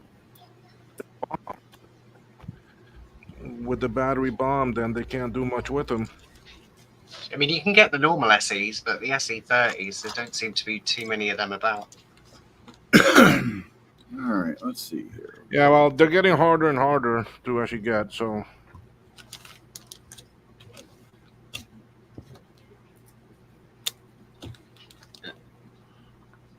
The most common classic Mac here in the UK is either the Classic 1, Classic 2, or the Performer 200.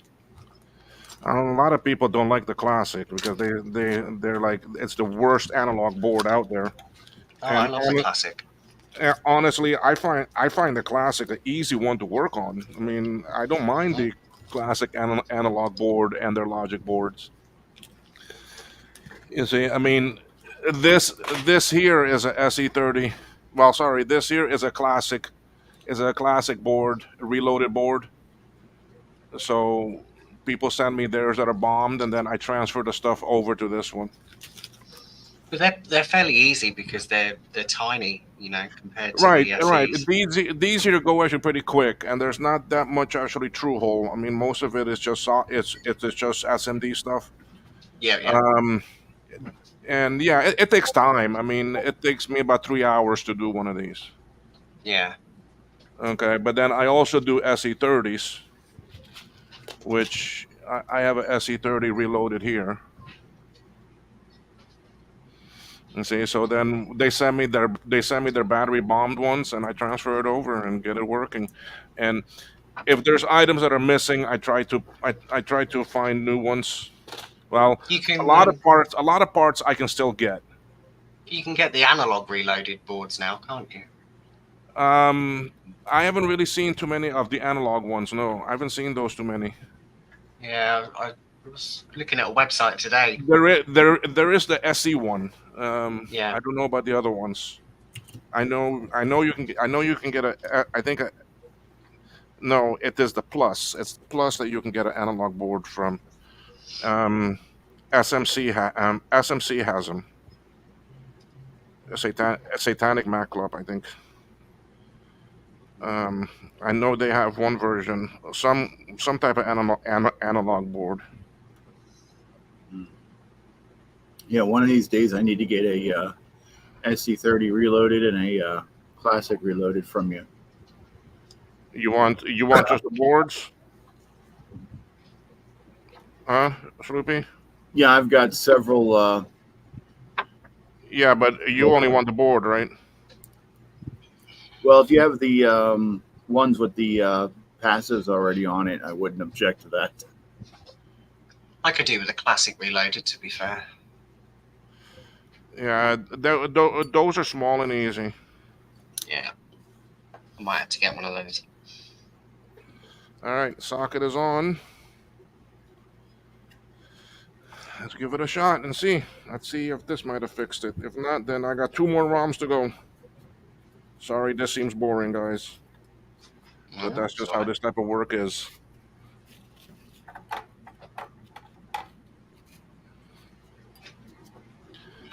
All right, let me put this meter away.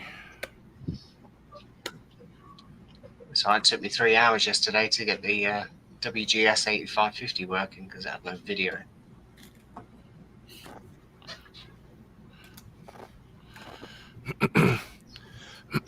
Now I have some. Well, no, the capacitors wouldn't do it because I haven't changed these actual capacitors yet. But that would not be causing the problem because it works with the other ROM. So, Mm-hmm. all right, let's steal the next one out of my machine.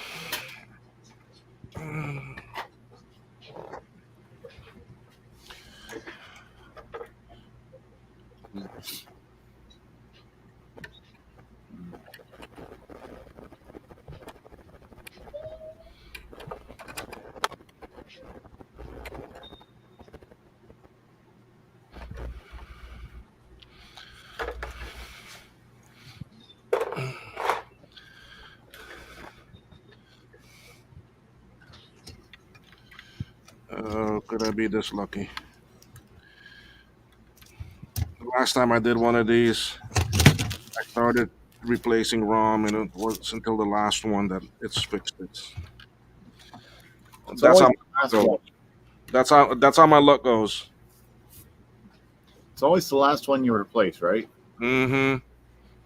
So you should replace that one first. What size are those ROMs in there? Are they 4 meg?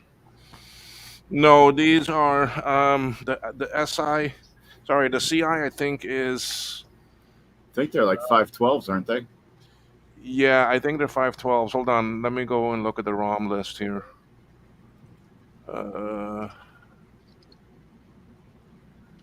Oh, I'm in the wrong folder. Hold on there.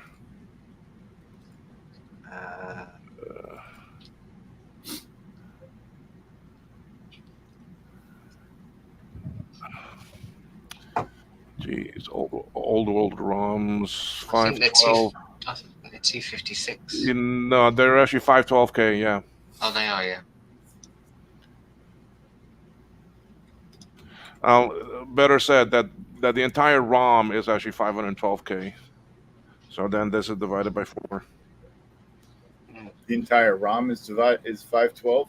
Yes. Yeah. Then that would mean they're 128K. They must be Yeah. in a 32 pin package. Yeah, The- 2CI 128K ROM divided by 4. Yeah. The entire ROM is 512K. All right. Let's see. Oh, We're working. chime. We're working. Yay. See, you should have done the low first. You shouldn't have listened to me. No, well, who was the one that said hi? It was Jake said hi first, Yeah, and then he came back and said, no, no, sorry, Lolo won, and yeah. then you said Lolo too or something. I said to put the scope on the data lines and see which one looks flaky.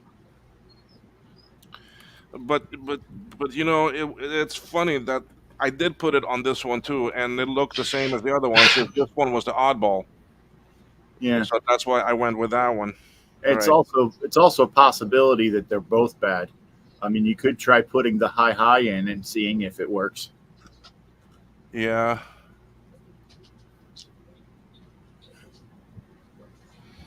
Yeah, but now I gotta find where did I put that chip?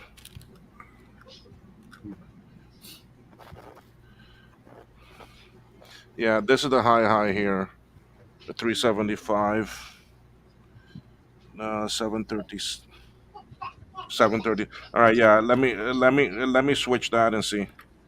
Let me put the original one back in here.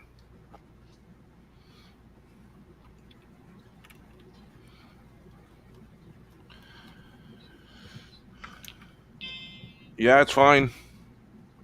The actually HH one is fine. High one is fine. Hmm, that's odd.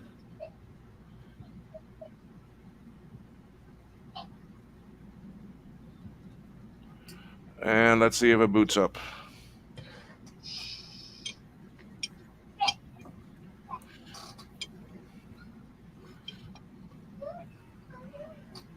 Yep, we're booting up. That's it. It's fixed. This one working. Yay. All right, let's see what some of these chats are.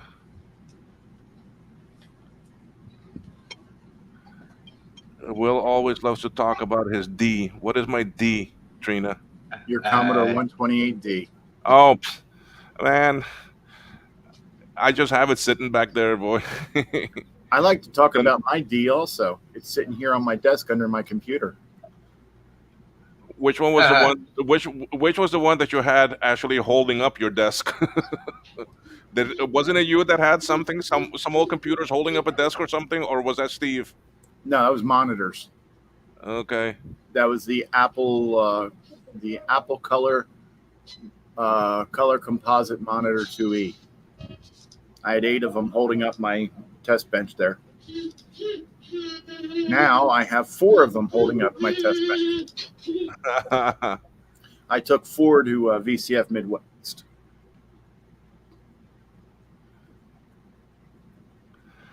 Jake, I have that board in your tub with a lot of other stuff blocking that tub and things on it, so I can't get to that tub very quickly. So EVT 7500. What's that? it's an actually prototype 7500 board, Ah, but it doesn't have ROMs, and we need a ROM. Speaking of ROMs, Jake,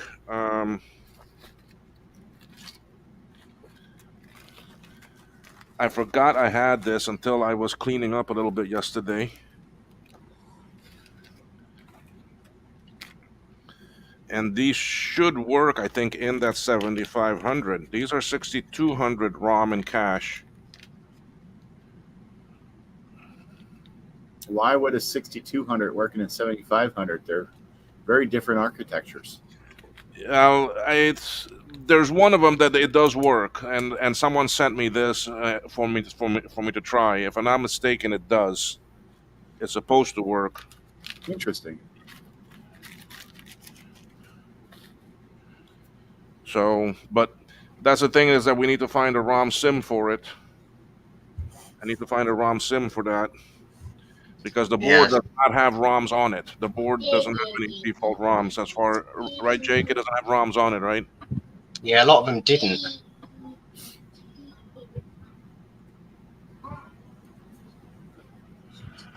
Okay, so this is working. I wonder if I should change these axials. Salute, what do you think? Should change them? If it's not broke, No, they're not, and they look in good shape because axials normally hold up pretty well. Yeah. It's just over here, these actually ground ones. These three legs in the ground rail Mm-hmm. are a pain to get out. They're easy. So, but this boots up with the external SCSI. Let's try the internal one, and the soft power is working. Let's try What internal SCSI. what Huh? what board is that? It's an old blue SCSI. Well, this is the internal blue SCSI too. Yeah, it's the Oh, it's a. Oh, that's the large board blue SCSI too. Yeah. So, and they got the new one coming out soon again, right?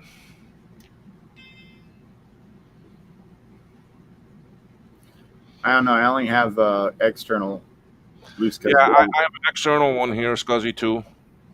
Well, they've got another new one coming I've out. got SCSI 1s. Yeah.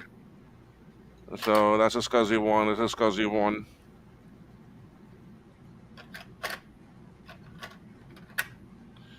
So that's what I hear, that there is a new version or a new design coming out soon. So I can't tell you for sure. Okay, well, why does this one not want to boot? Yeah, that would have to happen now that I've got two version 2s. Yeah. I don't think. I think it's just a shorter version of the external one. I don't think they changed the internal one. They've had that already though. They've already got the mini one. Yeah, but I think it's even a bit smaller. Yeah, it's smaller than that. It's about like 2/3 the size of that one. Oh, okay. Other than that, it's the same. I So think they're trying to get down to something similar to this. yeah, yeah. There's no real reason to get the new one if you already have the. There's no reason to get the smaller one unless you want the smaller size. Other than that, they're the All same. right, internal one boots up fine. This is running a older version OS. What version am I running here? I think this is 608. So Ooh, Ron released a new short. Let's watch it. Jake, you're still there? Do you remember what? Do you remember what chip is needed to program this? What chip is used to make the ROMs?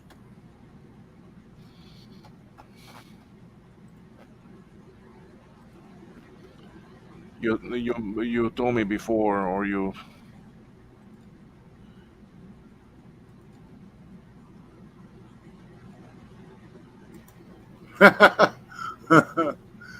Brooks, those are dad's shoes.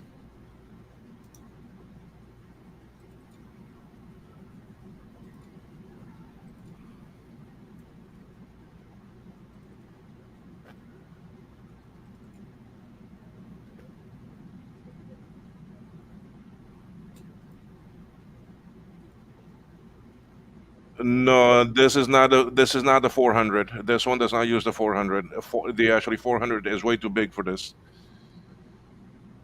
A 400 is only for the actually classic two chip version. Remember, because I'm just talking to actually Jake. Sorry. Remember, Jake, you sent me that board that I needed to order the actually 27C 400 for, and it took a while to come in. So, and that was the classic two. So I think this one.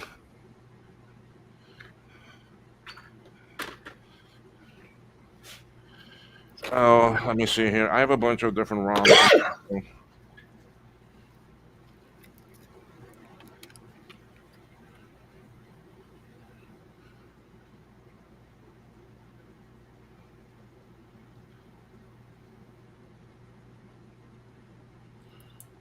It's not the 010.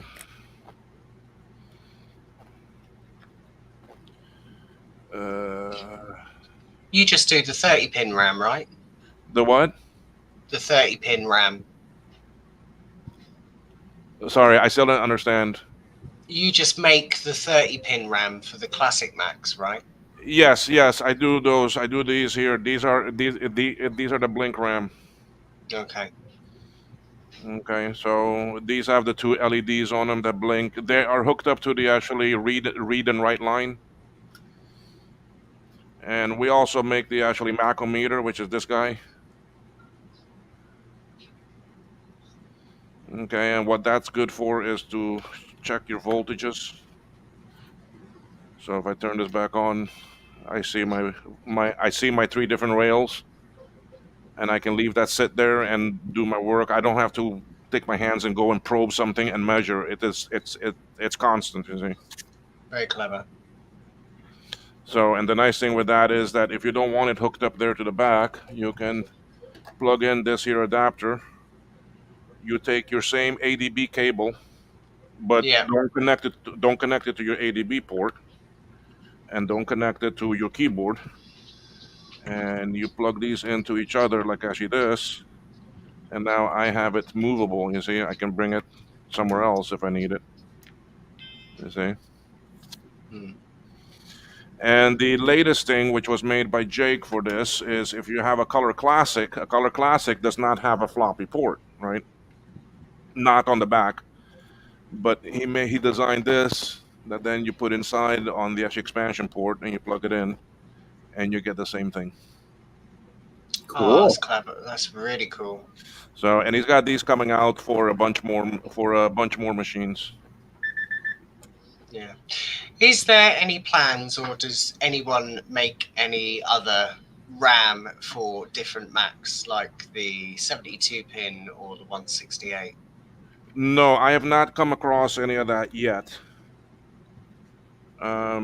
I've only seen the actually 30 pins that are made by a few different people. Yeah, because There's Purple Ram, there's SMC that makes them, we make them, and some other ones too.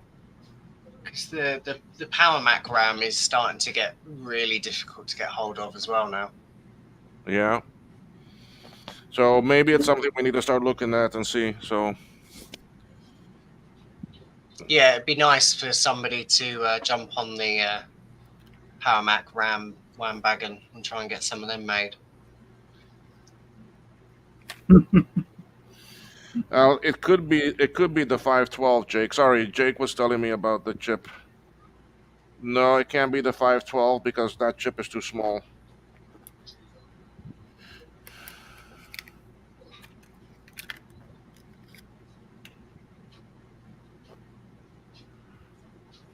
And it's not the 400 because the 400 is way too big.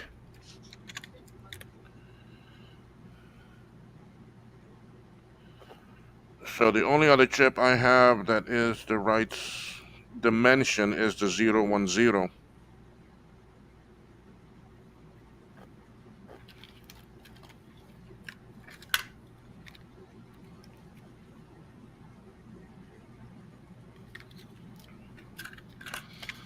Jake, I don't have any other ones that are, and I know I've made them before. So it's got to be the 010 chip.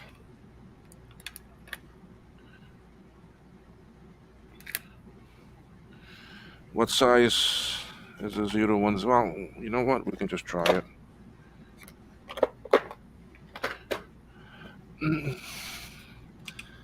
All right, time to do a ROM dump.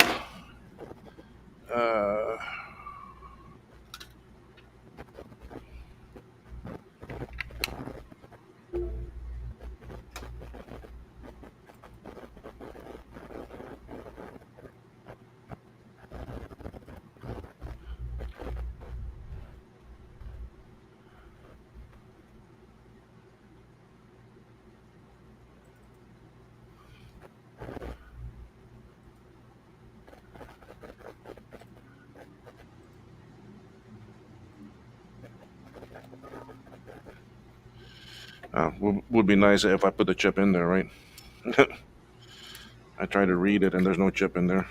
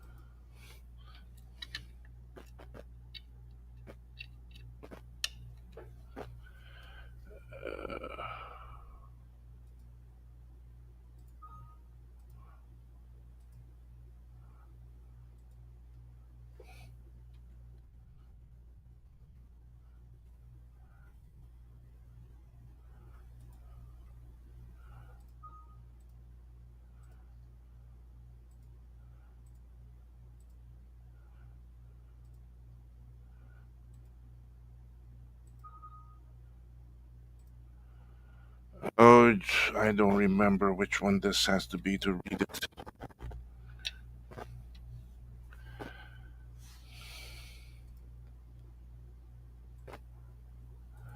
It's been a while since I had to do this, and now I don't remember it. I guess I should read. I should write things down, right?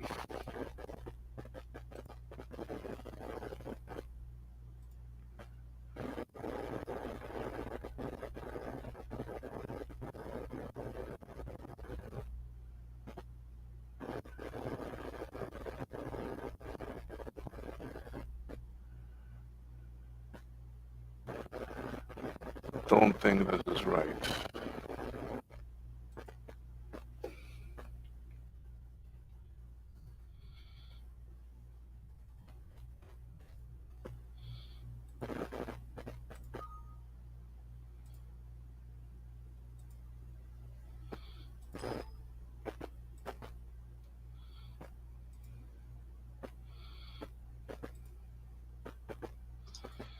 Right, I've got to go and grab some food, so I'll catch you All guys right, later. Martin. Yeah. So,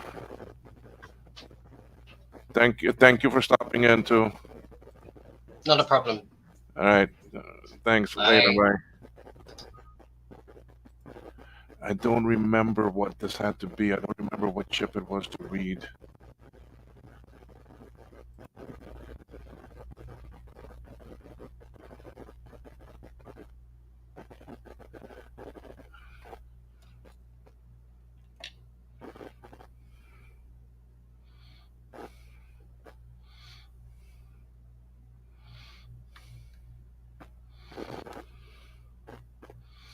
Where did I put my blank?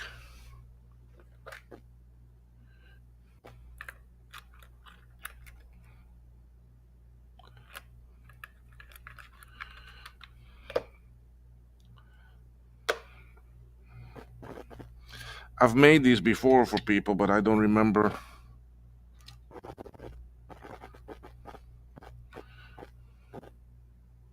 That's the bad 33.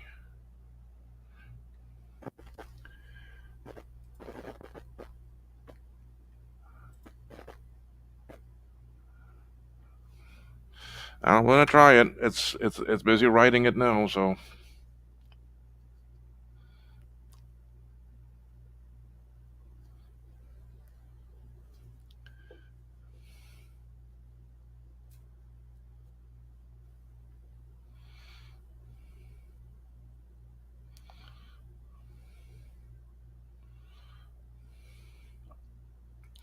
it can't be a 512, Jake, on this board because that's chip is too small. Not enough pins.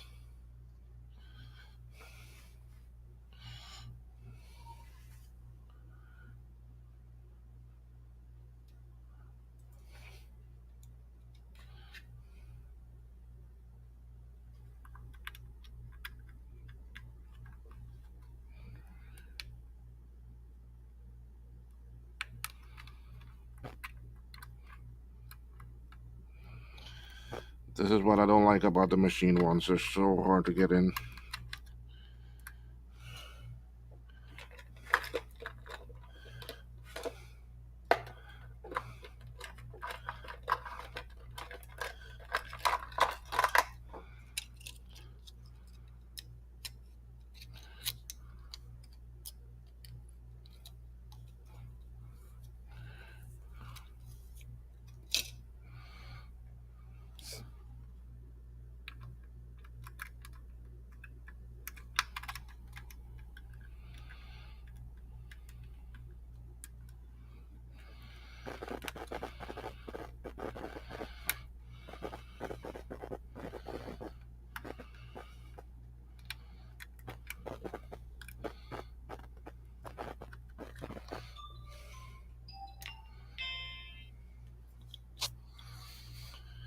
It chimed.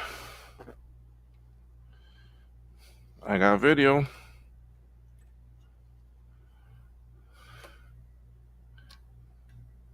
Okay, so those two are gonna go back in my machine. This one is bad.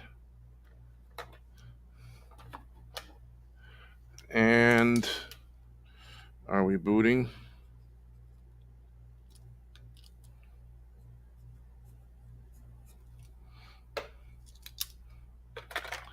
We are booting. That's it. We got the ROM made. Yay! Now with less mute. Yeah, it's working.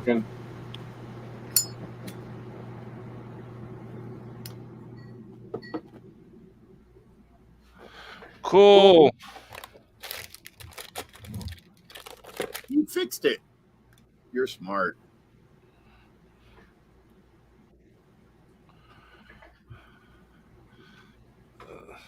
And I bet you that the person that this is for, I mean, the board looks so clean, so good that he probably had someone work on it and everything, and they they they. I don't think a 2CI board ever came out with those polymer red caps on it, did they? Have you ever seen one with that? Do That has what? not that has not been recapped. A board stock with the actually red caps, with the actually polymer caps on it. Mm, I've never seen an old one like actually this with them on it. Okay. yeah, Plus, no.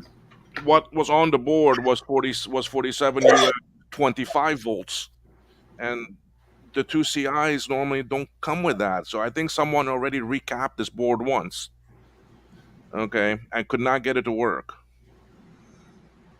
All right, but the problem was twofold. It was underneath this power chip, the actually broken traces and the ROM. Because now it works. That's all right. I can close down this programmer. Put that away. Ew, it's a T48. I have them both. I have them both. Don't worry. I have this one too, and this one. Oh, like I have this one. Hold on. I'm not done showing you yet, and I'm not watching. And I And got this one. And I got this one. yeah, I've got these And three. I've got about three more that are in a tub somewhere. Yeah, I've got I, these three. I have some very old ones. I have some very old ones that are very hard to find. These are just the ones that I regularly use. Okay, now just to be sure, I want to pop this back out. I also have one for my Commodore 64, my Atari 8-bit. I'm gonna put the chip that we found bad back in here and see.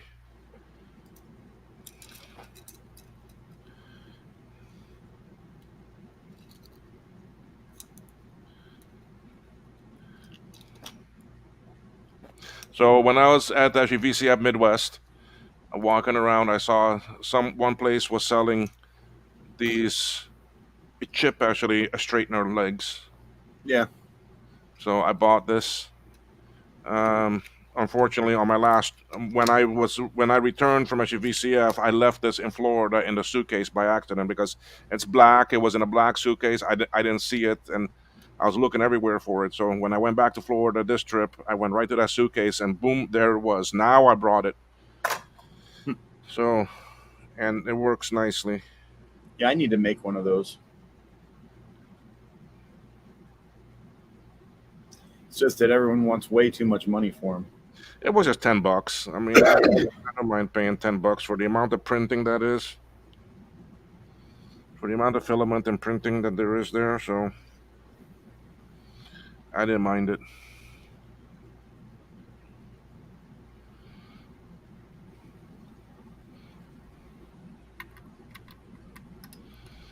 So just for kicks, I want to put the old chip back in and see if it truly is. problem.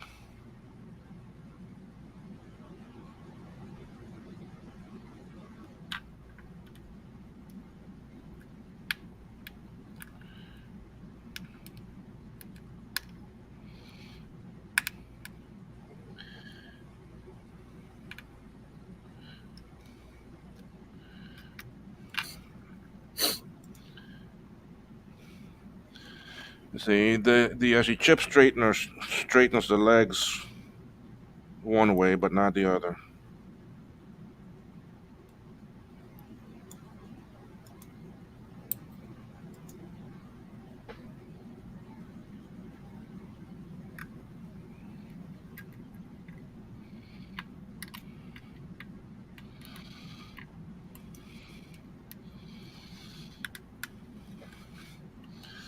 All right, let's see. See, I'm not getting nothing. Eh?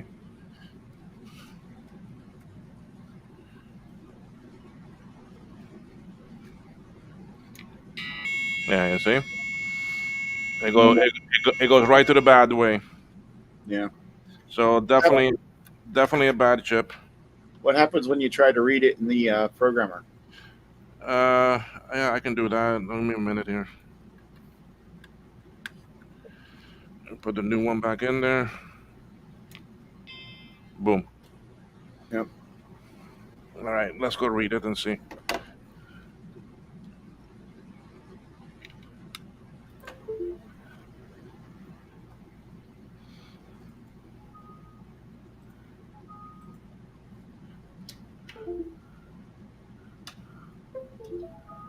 Oh, why does this thing give me sometimes that low as you voltage?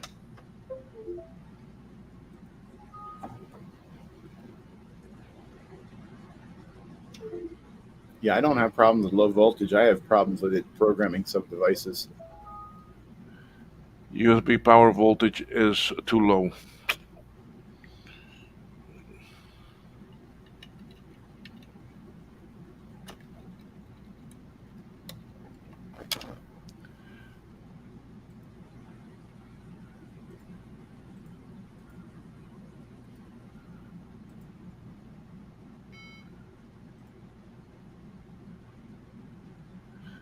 It's reading, but it's reading garbage. But it could be because of the voltage too. Okay, I didn't get the voltage problem this time, so let's read it now and see. I'm not getting anything. It's just a bunch of garbage. Yeah. I mean, it's got a bunch of hex values, but there is no ASCII translation. You see, there's no ASCII translation, and when I read the one that's good from my machine, Mm-hmm. which is what I made a copy of, which is how I programmed the one that's in here now.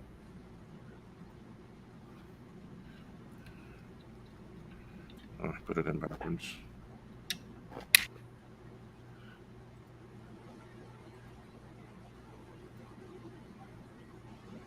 You see, I get hex values, but I also get ASCII.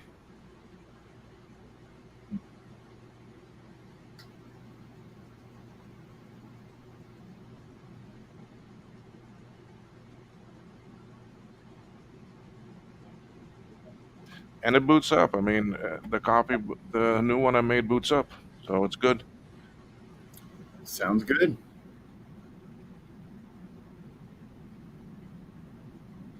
I should get KMax stickers to put on these good bomb. Yeah.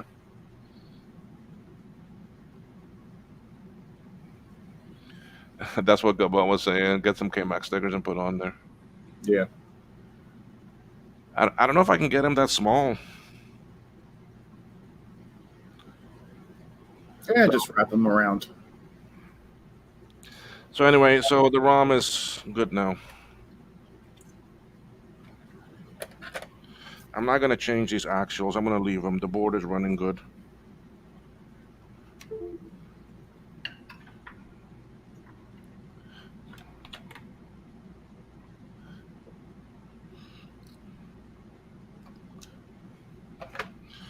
Okay, so let me shut this one down. Bad chip in the garbage. Bye bye.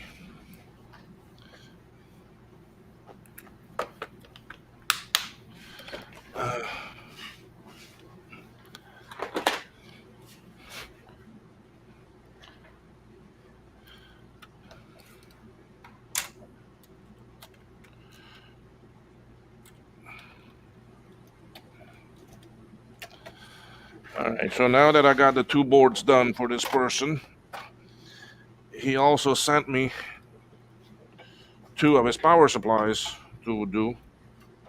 Let me put these chips back in my machine here. Let me put my machine back together.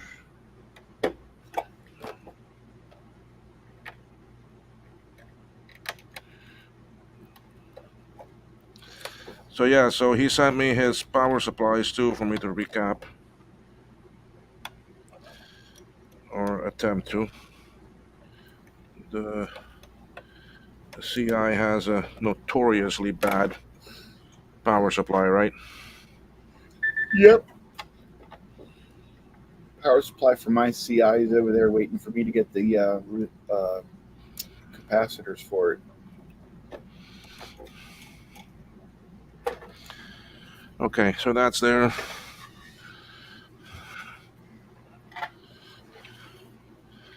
This has an older blue SCSI in it.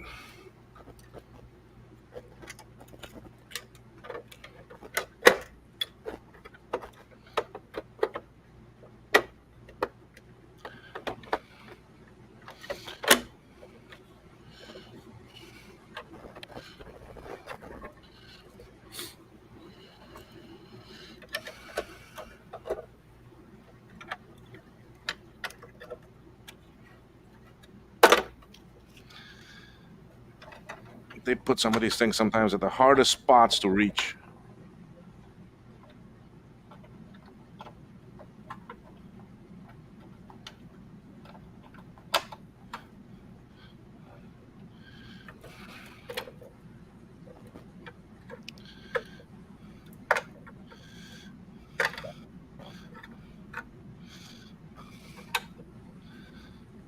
Uh,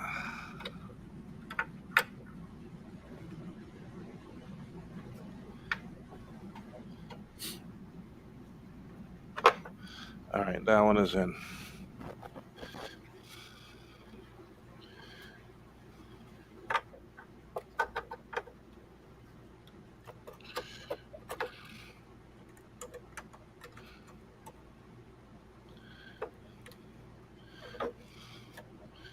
Okay.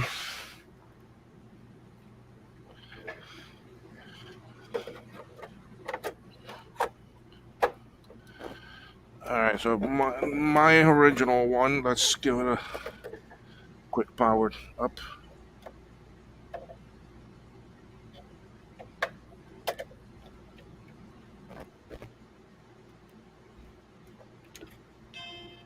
There we go.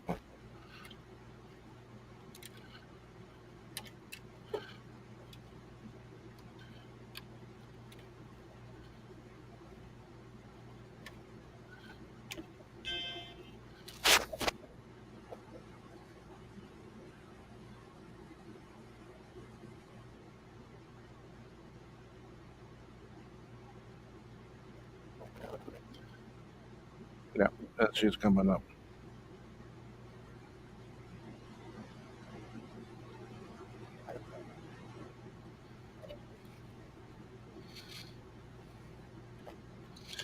All right, so we finished the ROM issue. Yay. Where did I put this one's cover? Oh, I left it over there. Give me 1 second here, folks. I'll be right back.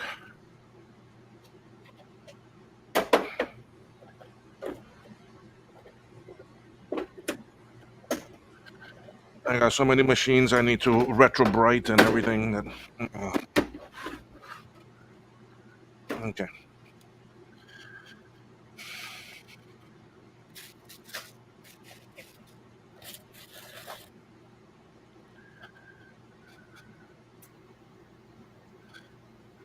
All right, so I got two power supplies that this person sent me. to try to recap.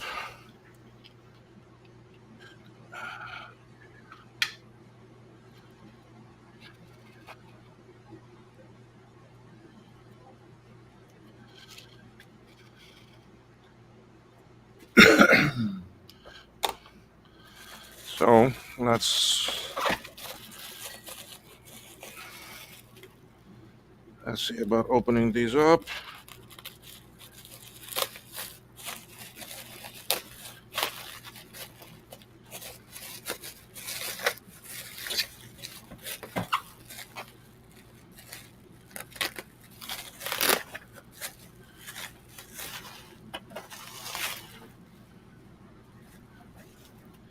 So there's the first one. What does it say?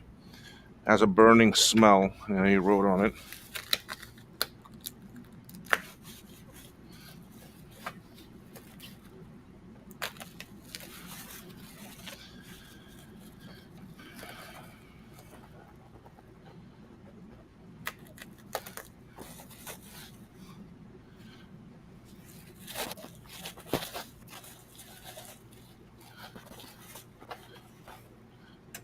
And this one, powers keeps cutting out intermittently.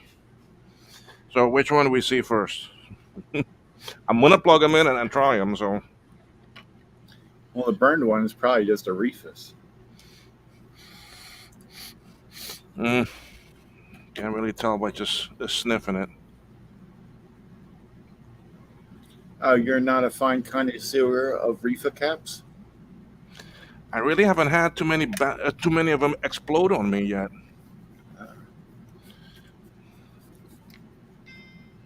It comes on.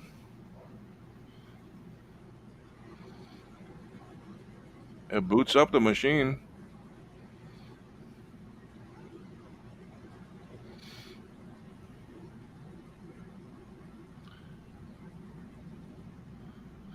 Yeah, because you see, gut bomb. What I meant earlier was that these smaller caps were the small little. Well, everything on here were the can ones. Okay, like the normal ones that come.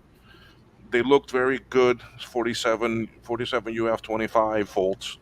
I mean, yeah, voltage can go up. I mean, that's not a problem. But and the smaller ones were the actually red colored ones. So those are the polymer ones. So the board was actually recapped before, but this one here, I guess they recapped it and it still had issues and they didn't know what to do. And the things I found were the broken traces underneath this chip here because it was very dirty too, and the ROM. So those were the two things really with this board. The power supply boots it up, but I'm still going to open it up and actually recap it. So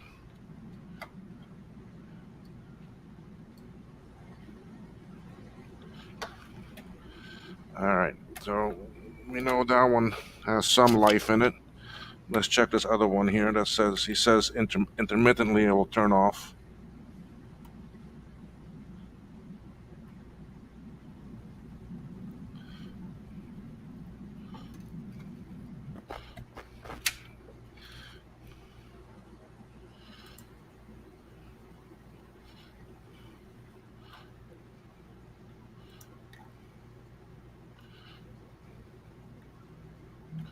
This is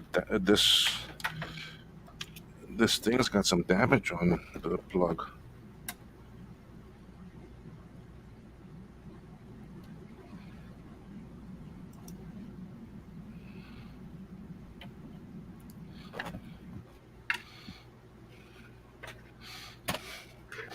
What I mean by damage is that it looks like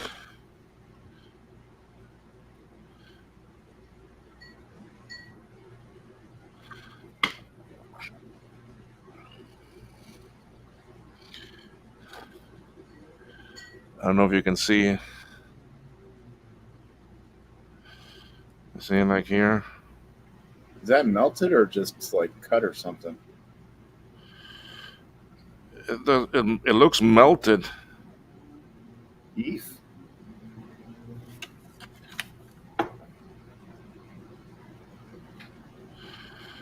Can you see it? You see it? Yeah.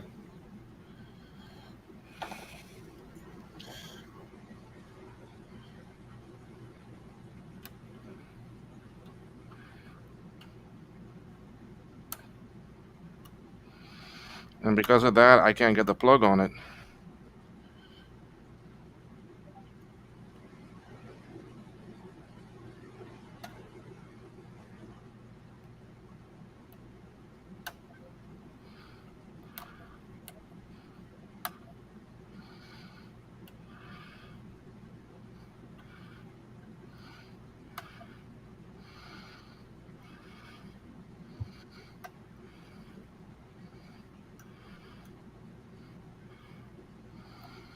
Some of the things you come across, well, I tell you.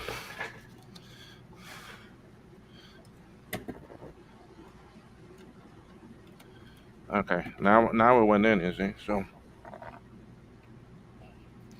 that's like that Quadrat 700 that I just got. The amount of dust balls or dustings, whatever you want to call them. I mean, things that are inside. Oh my God, ridiculous. All right, let's see. I get power, but this is the one he says. This is the one he says that every now and then it actually shuts off.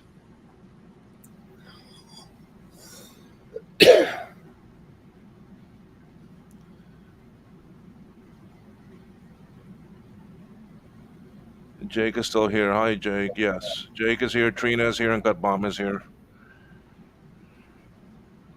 So it boots up too. So, but I have two lovely cap kits here for these power supplies. 15830. Make sure I bought the right ones. 15830. Yeah. It boots up. I mean, it works, but let's open one up and see how bad it looks inside. All right, let's shut this down.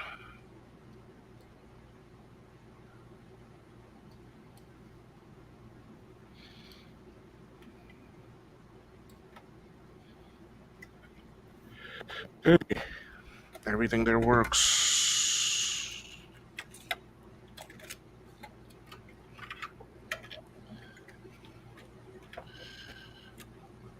All right, so for now, we will put this board aside. The board is good. Open up time.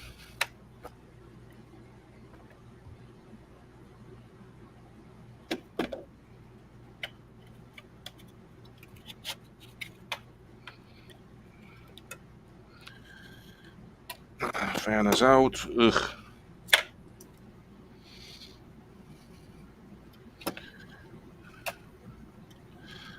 This is the one that's got dual layers. It's got a PCB on top. Mm-hmm. And That's what PCB. mine is. Yeah, all of these are that way. CI is that way. The new design that we're coming out with to replace the guts of these doesn't have it that way. It's just one board.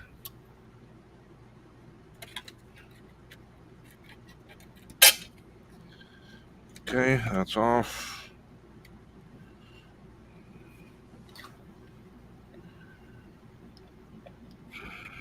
Let's get this off first.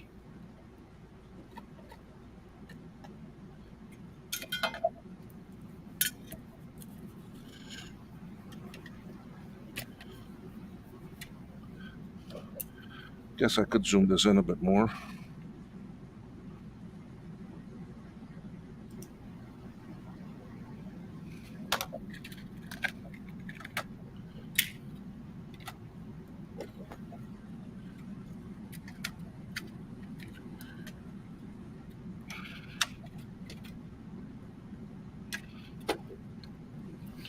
And Good Bomb, no, I didn't get sick.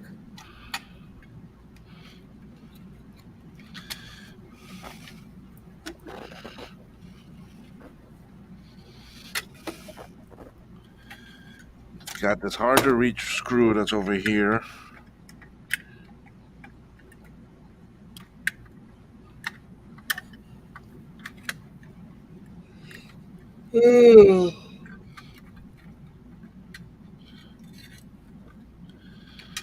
Okay, got that one out.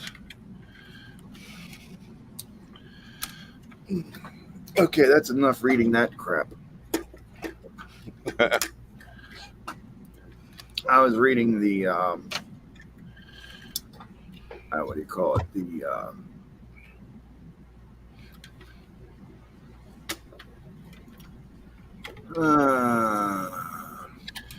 Oh, come on. This is supposed to pop out. The Apple III service manual. Oh, yeah. That can be boring. I actually have the memory. When I was in Dallas, Scott got an amazing deal on an Apple III, and he bought it right away. Um, so, but it, it seems to have some bad memory. Uh, So I brought it. I brought the memory board with me here. I have it here to test it on mine because I have all the stuff here and the chip tester and everything. yeah. Martin, where's my Burger King? One more screw holding this. Where are you? Well, mine's twofold. The board itself doesn't work, and then I've got one of Joe's engineering samples of the new memory card he's building.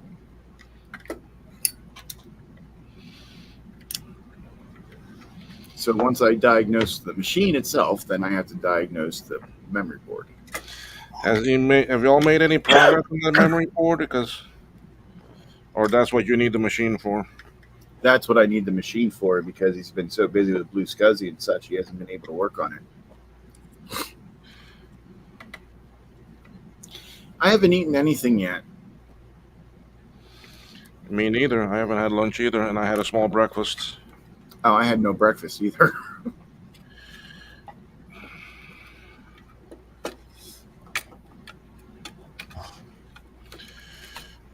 Okay, come on.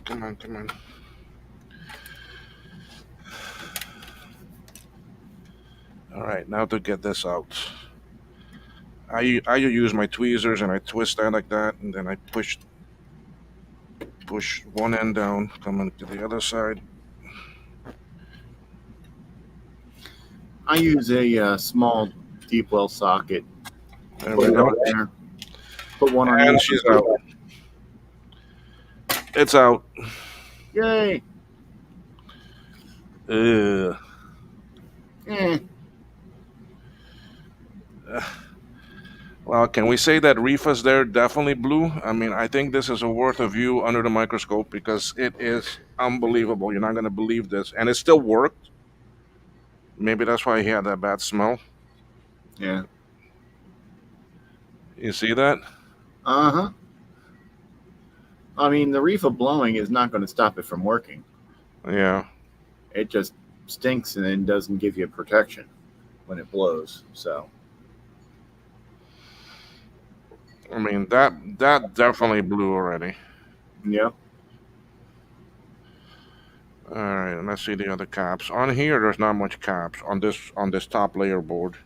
Yeah. There's only those two caps and a small one here.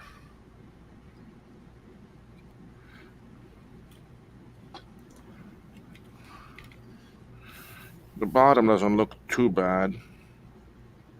Yeah, this one doesn't look like it got bombed bad. I don't see any major leakage.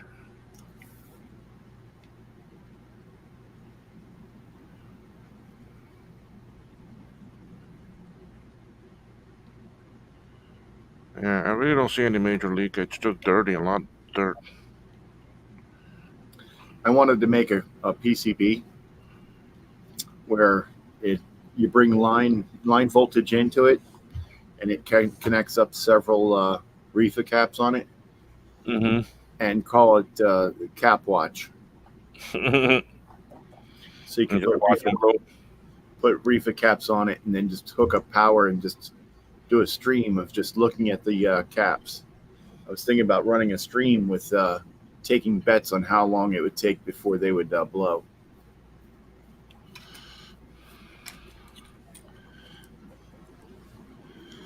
Okay, now I just hate having these boards connected this way. Yeah, just have like time slots that are like 12 hours long. No, just I and mean, oh, you mean for your thing? Yeah. yeah, have time slots that are like 12 hours long, and each time slot costs like $1 or $2, and 50% of the pot goes to the house, and 50% of the pot goes to the winner.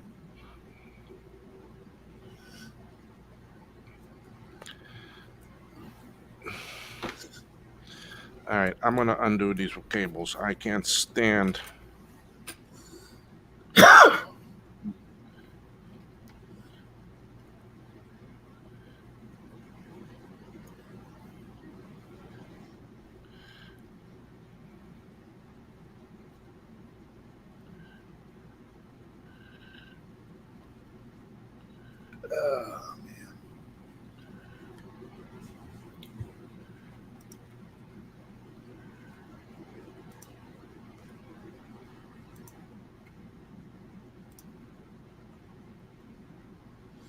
Eve, holy,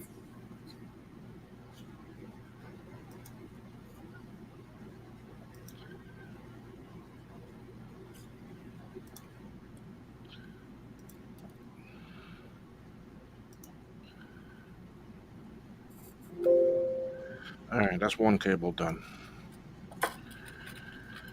I don't like keeping these boards married together, so I undo the two cables that are joining them together, and I put them yeah, back. holy cow! What did you do? Oh, nothing. Missy's father took her the truck in, and evidently there was unsafe amounts of rust in the frame, Ugh. Yeah. and it had to be fixed, and it was like $3,100. Ugh. Yeah. Freaking cars are getting. Yeah. Well, they're in PA, so that's the rust belt.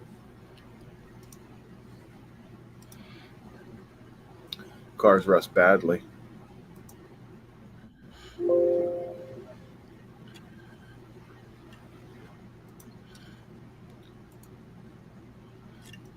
And here my computer is complaining because my phone was disconnected. All right. This one's got 1, 2, 3, 4 caps on it plus the reefers. Would you replace all the reefers on this, Uh, yeah, even the small little ones? they can blow.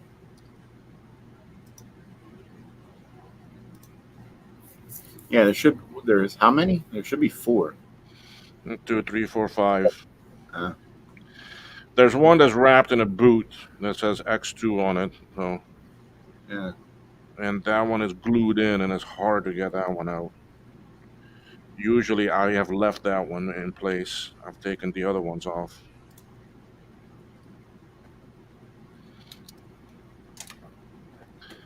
Okay, so basically, what I've done is I've gone through and mark where I need to take things out, like the reefer there, reefer there. So I know from this side of it.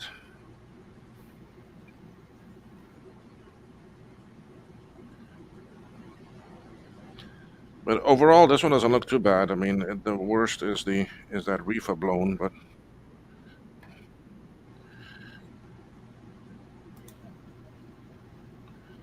let's see if we can get that out.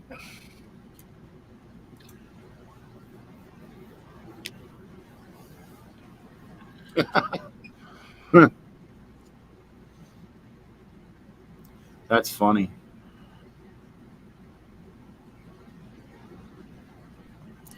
I sent someone a message on Facebook Uh huh. on 4/23/2022. They just Last finally, year, last year April. yeah, they just replied to me. Oh my God. So that's probably some people that don't use Facebook too often. Oh no, he does. It's just it got he lost the Facebook Messenger notifications can get to be funny, especially if you're like on a PC and phone. Mm-hmm. I'll notice that I won't get notifications. Like my phone will, I won't be at my computer. My phone will get it, or my computer will get it, and then I'll get another one, and I'll reply to the second one, and it won't give me the notification for the first one. So every once in a while, like every day or two, I'll just hit the button in the Okay. uh, Look how bad this one.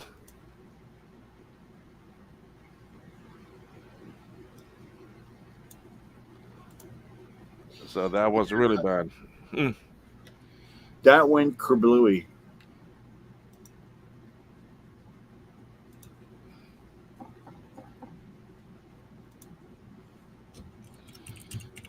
Still digging out pieces of it.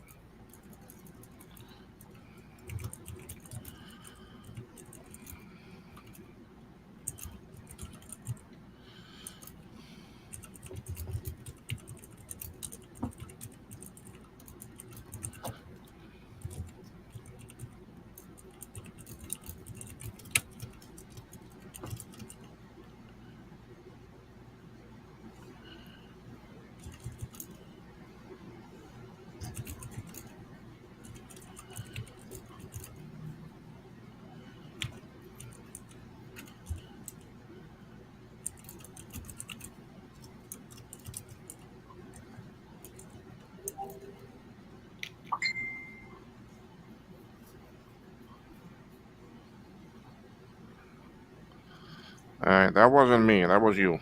Yep, that was me. All right. Because my phone is to my right, and I heard a noise come from my left. So Hmm.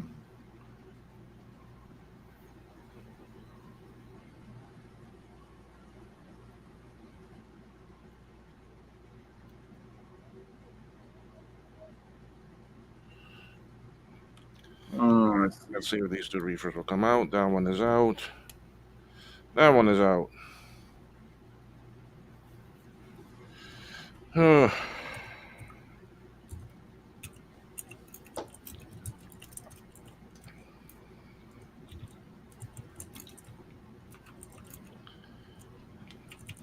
I know it's a bit out of focus, guys, but it's out of focus for me too because I can't zoom due to the height of the item.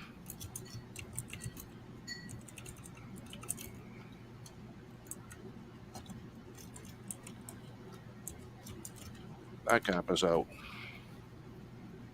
The cap was there, and it looks pretty good there. I mean, that one didn't leak.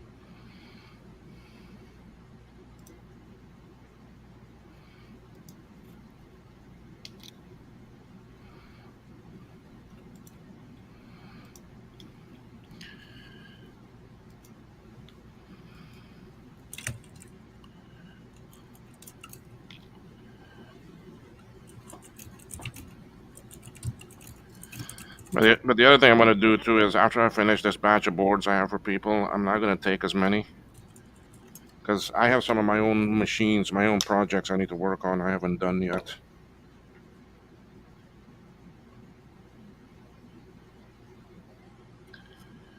All right, where else do I have? I got two more caps on this to take off. all right. And they're in the worst spot. Tongs, where are my tongs? Where are my cutters? Who's all here? How many? Two, still two people, but probably three. Gut Bomb, Trina, and Jake. are probably still in here. Yeah. Yeah, speaking of food, what time is it? 12:30. My stomach is growling too.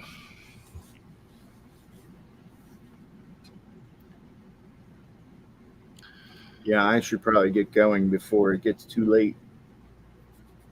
I have to go eat something and I have to run to the post office real quick.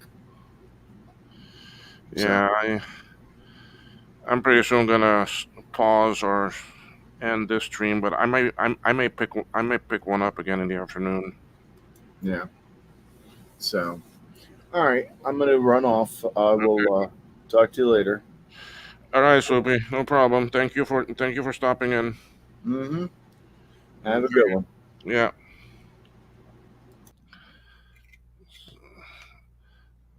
Now it's down to just Will. Now I gotta watch this. Now I gotta watch the chat. But I'm probably, like I said too, I'm probably gonna end this one in a few minutes and look for some food for myself too. I'm hungry. Take out this last cap. And I unsoldered something I should not have unsoldered. I'll get that later. Okay. So all the caps. I still got a reefer here in the middle, but that one is glued in. Ugh.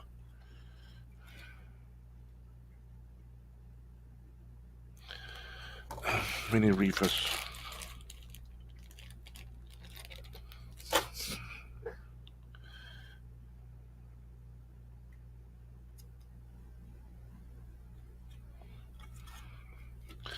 All right, let's get that one out too.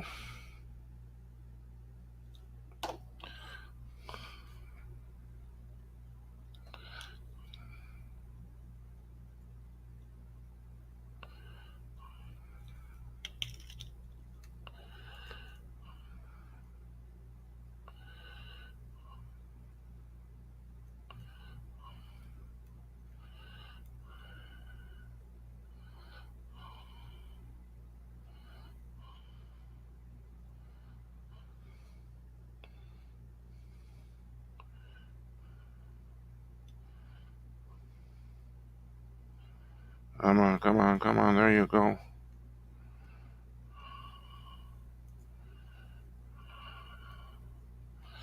All right, now to see how I'm going to pop this one out of there.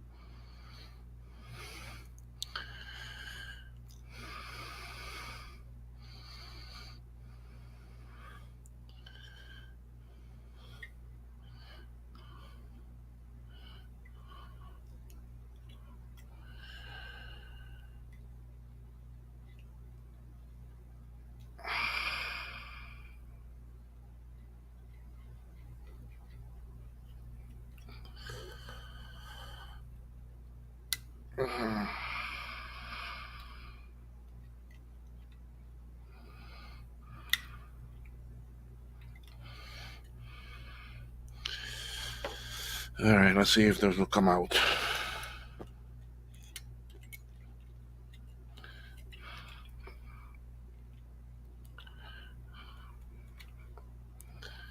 There you are. You're out.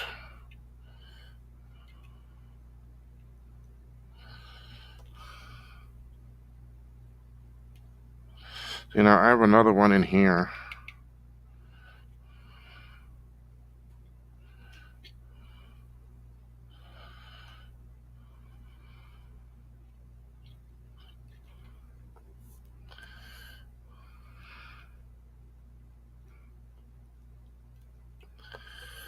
And I really don't know if I want to take this out.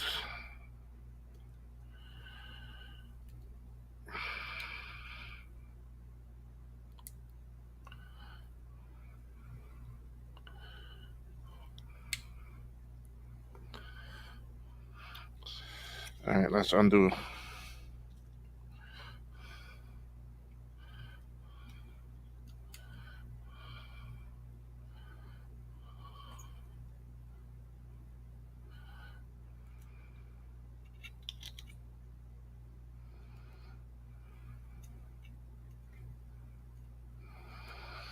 So far, these have come out fairly nice and easy.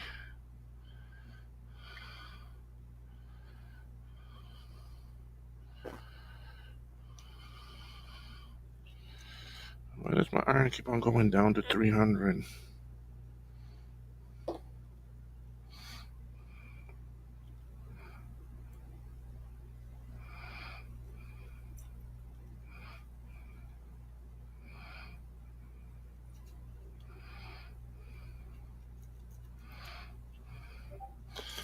Okay.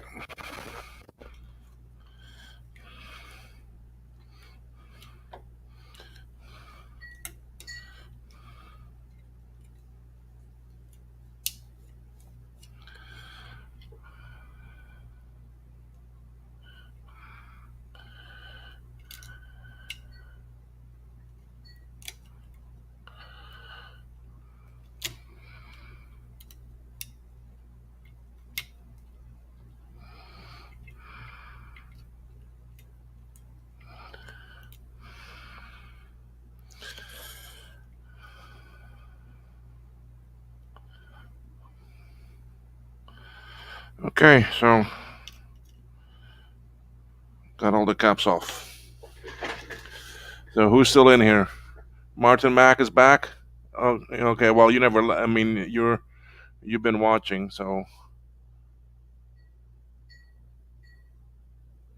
just order Burger King. And Burger King for me is way too far down here on this island. Pizza.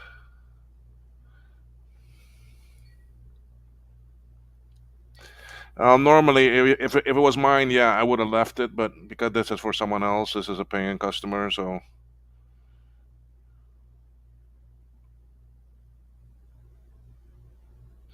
I do have a Mugun, but I don't like it. I don't like the one I have, and I don't feel like paying $300 and some for the actually Hackle one that everyone seems to be so happy about. Now Flintlock is still here. Sloopy, I cannot confirm or deny any allegations of me being here. So anyway, yeah, I do have one, but I just every time I use it, I find that it damages the board. It damages the the actual hole, and I don't. It's nah. So I'm really not using it at all.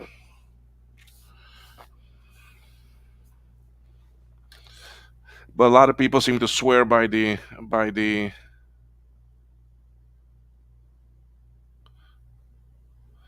actually Hackle one, but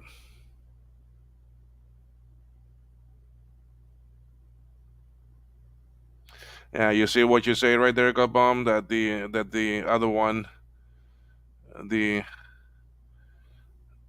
cheaper one was better. I mean, maybe I just need to change the tip and service it a bit in that, but I just don't use it too much. I don't find it works that well.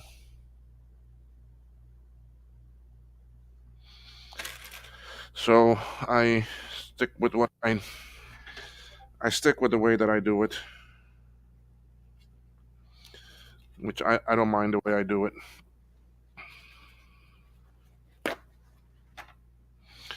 Give me 1 second here. Let me check and see.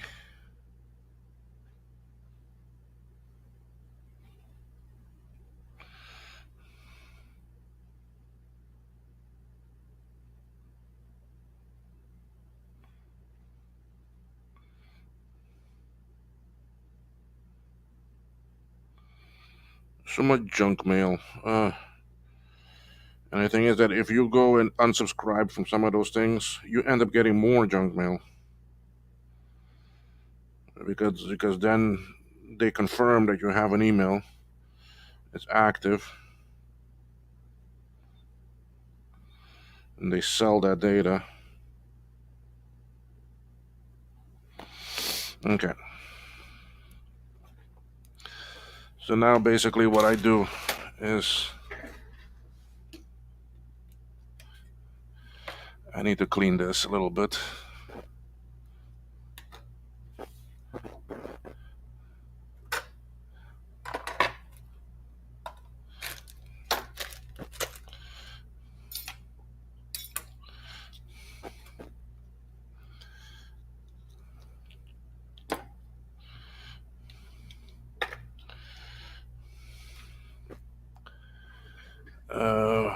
This I use the IIci toothbrush for it. This is a bigger board. I don't want to use my nice, good, fine brush for that one.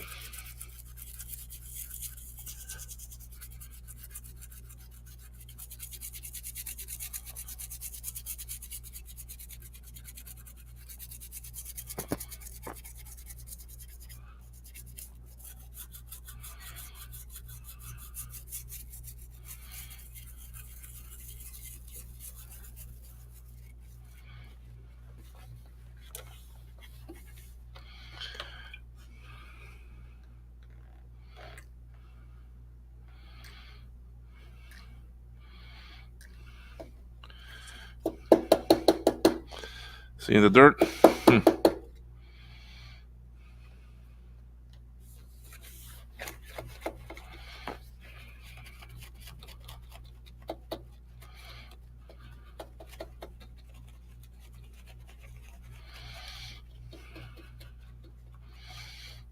Okay. That's that side.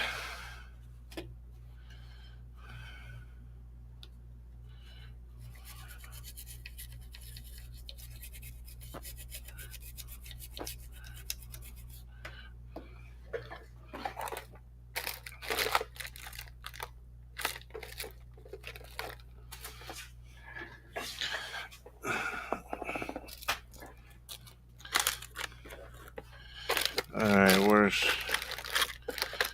my pack of the cheap brushes? For this in here, I don't mind using one of the cheap ones, but I need to find it.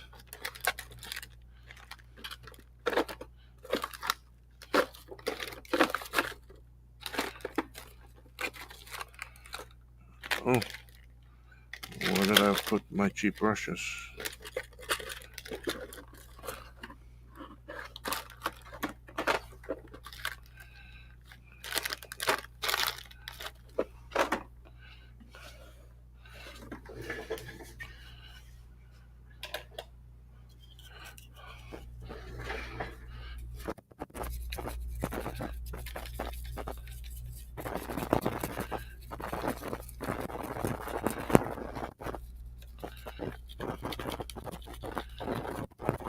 This is plain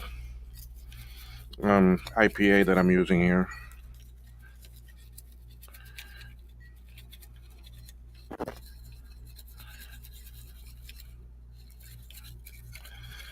I buy this by the gallon.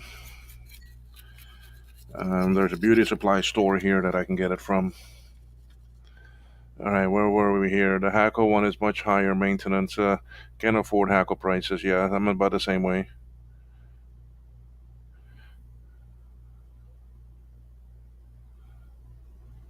Yeah, this is very dirty.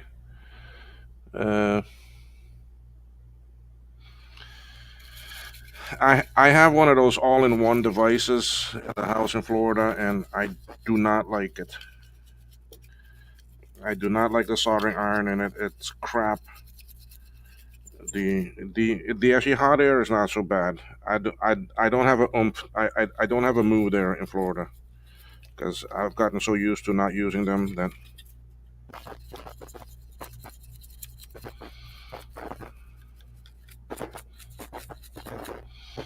I'm tempted to put this into the ultrasonic cleaner, but I don't like putting relays. There's a relay right here.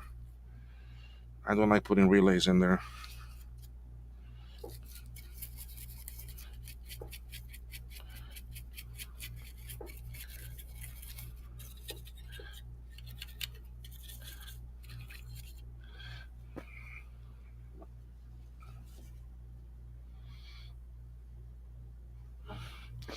So what is y'all's take on something like this going in an ultrasonic cleaner? I've never put a power supply in an ultrasonic cleaner or like an analog board. I've never done those because um, I don't like the idea of the flyback and all that going in there and getting all that liquid in there and so forth. So that's why I've never done it. So who's still here? Sloopy is here. Okay, Martin, you never tried. Um, I hear some people do it and some don't. I personally have never done it. So okay, you don't do them either. Okay, got bomb. Sloopy, you're there. You put them in ultrasonic or not?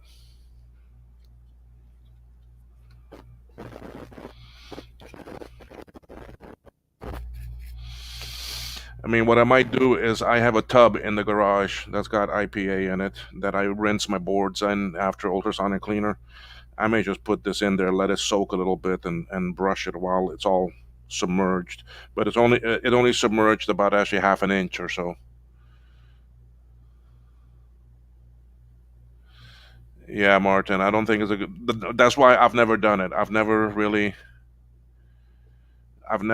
put uh, power supply board or an analog board for a classic Mac or something in an ultrasonic. So, Sloop, are you still there? Oh no, well I'm down to 3 people watching, so more than likely he left.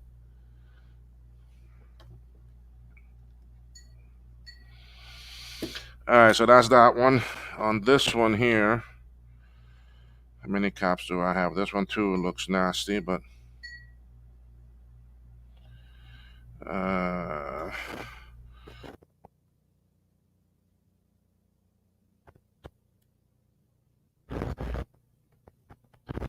look explode.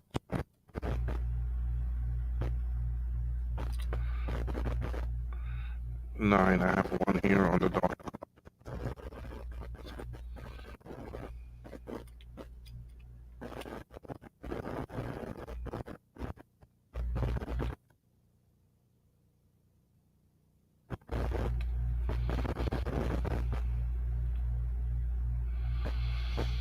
Boy, I can't wait for our board to come out where we do away with all of this. We do away with all this stuff. Salvage is this cable. You get a new board that's got a another AC to DC converter on it. It's got ATX power that comes in, and away you go. That's it. Just one board like IIci this that will fit back in the case, and you still get a fan plug and everything. All this crap gone. Ugh.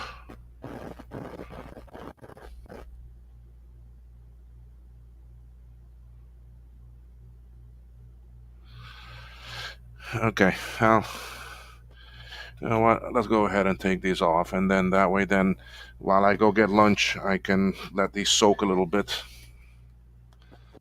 Um,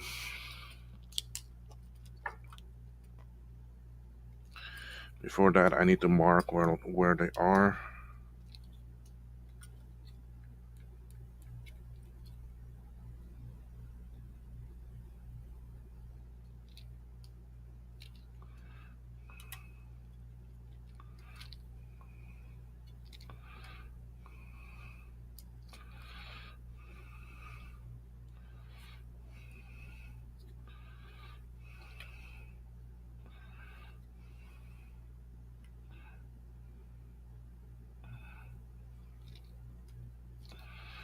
Sorry, I'm trying to see where they are. Ugh.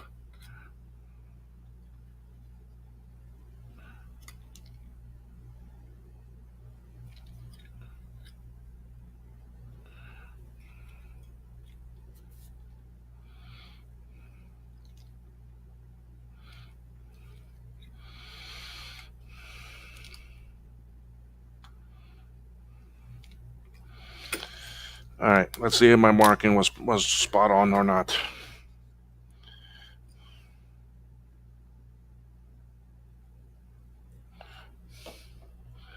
Let me see if I can get this focused any better. No. Yeah.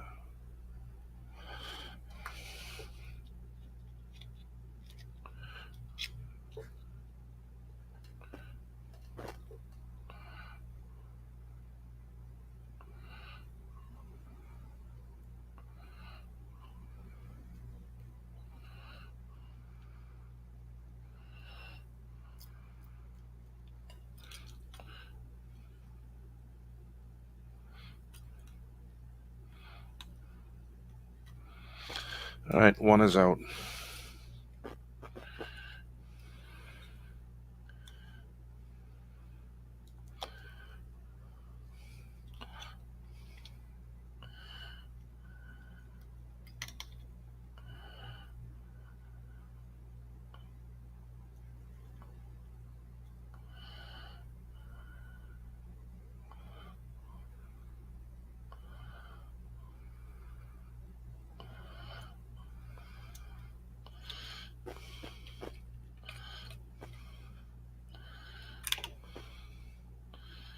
None of these look bad. I mean, do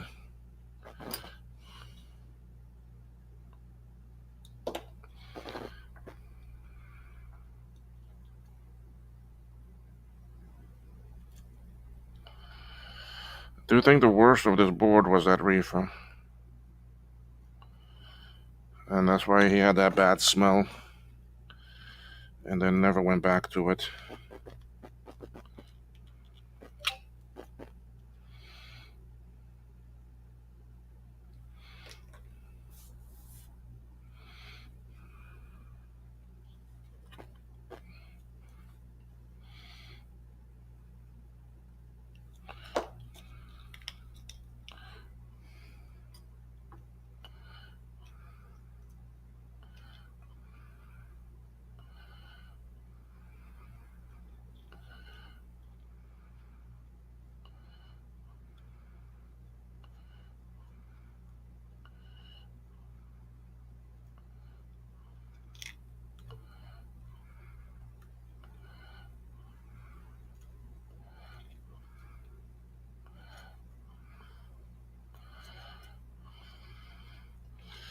Alright, I hope I got the right legs.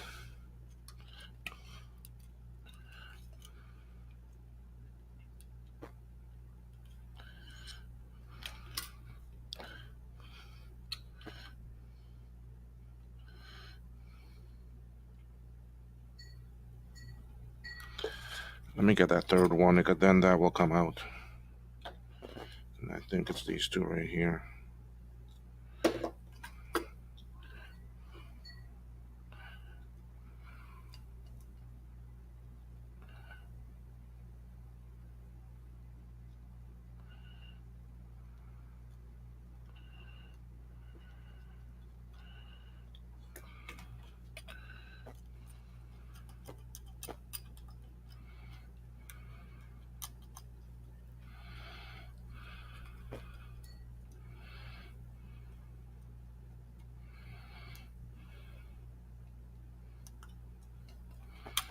Yep, there it is. Come out of the package of 3. Oh, 2 more.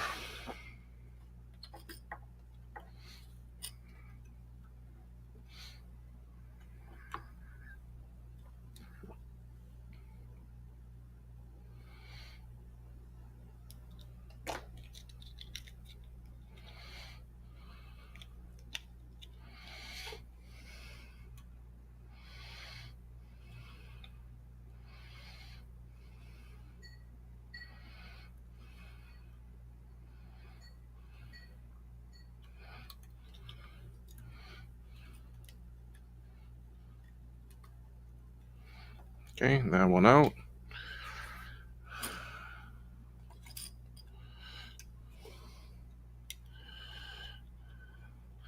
I'll come to the messages in a minute. I don't know if there's anything in there in the chat.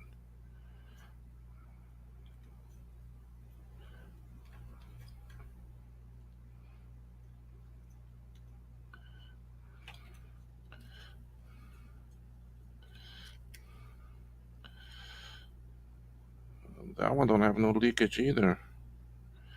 I think someone already recapped this once or something. Cause these caps are in good shape. No, no one could have recapped it because they're still all glued together.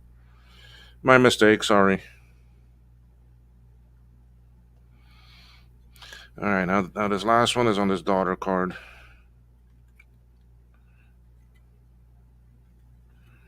You're right there.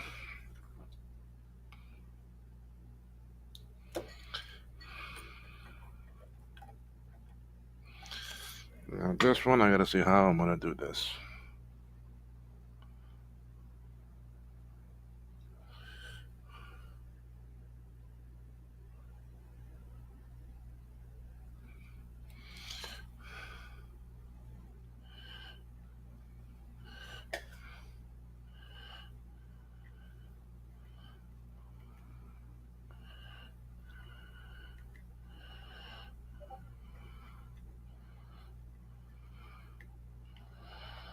Talking about holding it in my lap and sitting on the table. But it's out. Yay. Okay.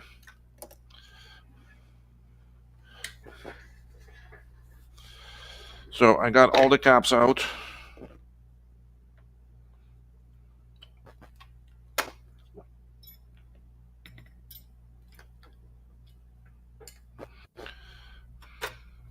They're all sitting right here, and that's all of them.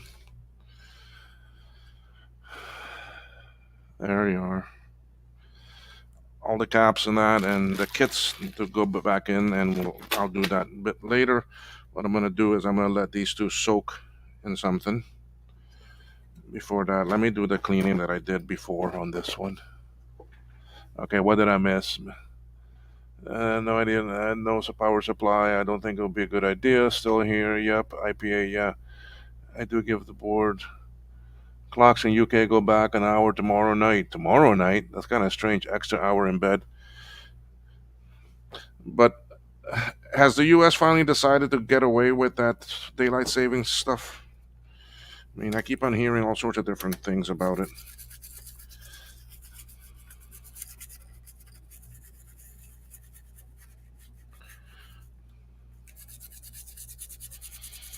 Yeah, I don't have that fish smell either on this board, so I don't think these caps ever leaked.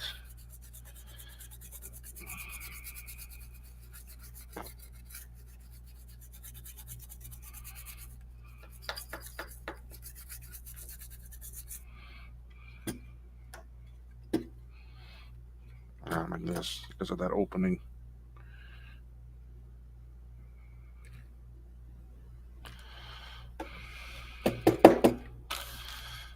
Y'all can see that mess. That's what came out of this board.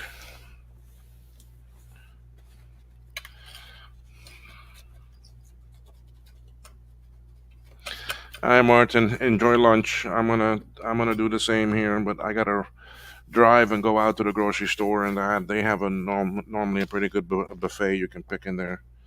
I may go see what they have today. If not, in the same plaza we have a Subway.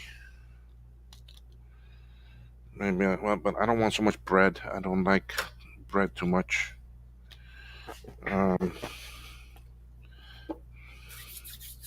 So let's see if the camera. Yay, the camera came on. So just washing my hands with some IPA here because I got flux all over them. Okay, so what I'm gonna do here is I'm gonna end this one stream here. I've been on. How long have we been on? I don't even know. That's where I can't see it anywhere. Anyway, we've been on double Angus bacon and onion ring burger. Oh my God. Oh jeez. Okay, well there goes your 1,000 point cholesterol and your 3,000 calorie meal. I can't have all that anymore. I used to be able to be in actually 54 now and a type 2 diabetic. I watch a lot more of what I eat, especially white bread and that. So because that's nothing but pure sugar. So your body converts all that to sugar. So anyway, yeah, I just take medication and not too much of it either. So because I've been maintaining it pretty well. So anyway, so I'm gonna have lunch and then come back probably around 3 o'clock Central Time because I am on Central. I may start a new stream where then we go put these in and then we see how we are while I'm doing lunch too. That's actually 2 hour break. It may not take 2 hours. So anyway, I'm gonna ultrasonic clean those two boards. One which is this one, which we just finished. This is the one with the ROM, and I have his other board too, that is over here.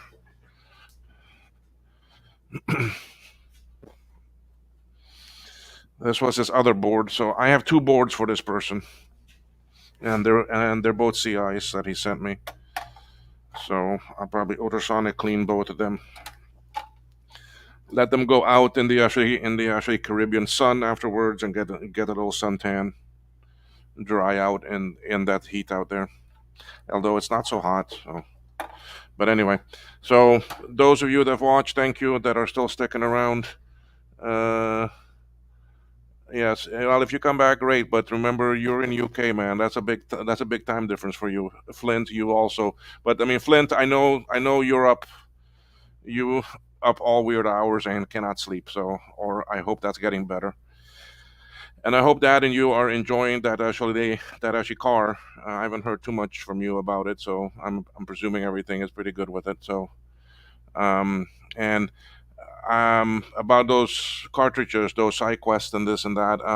It's just that my friend had a bunch of them, so and different sizes. In Dallas, my friend there, and I was seeing if any of them could have worked for you, but can't find the ones that you need. But anyway, he has a bunch, and oh my God, he has so many actually zip drives and media. I need to get some from him because my 8600 now has it actually zip, and I want to get some discs.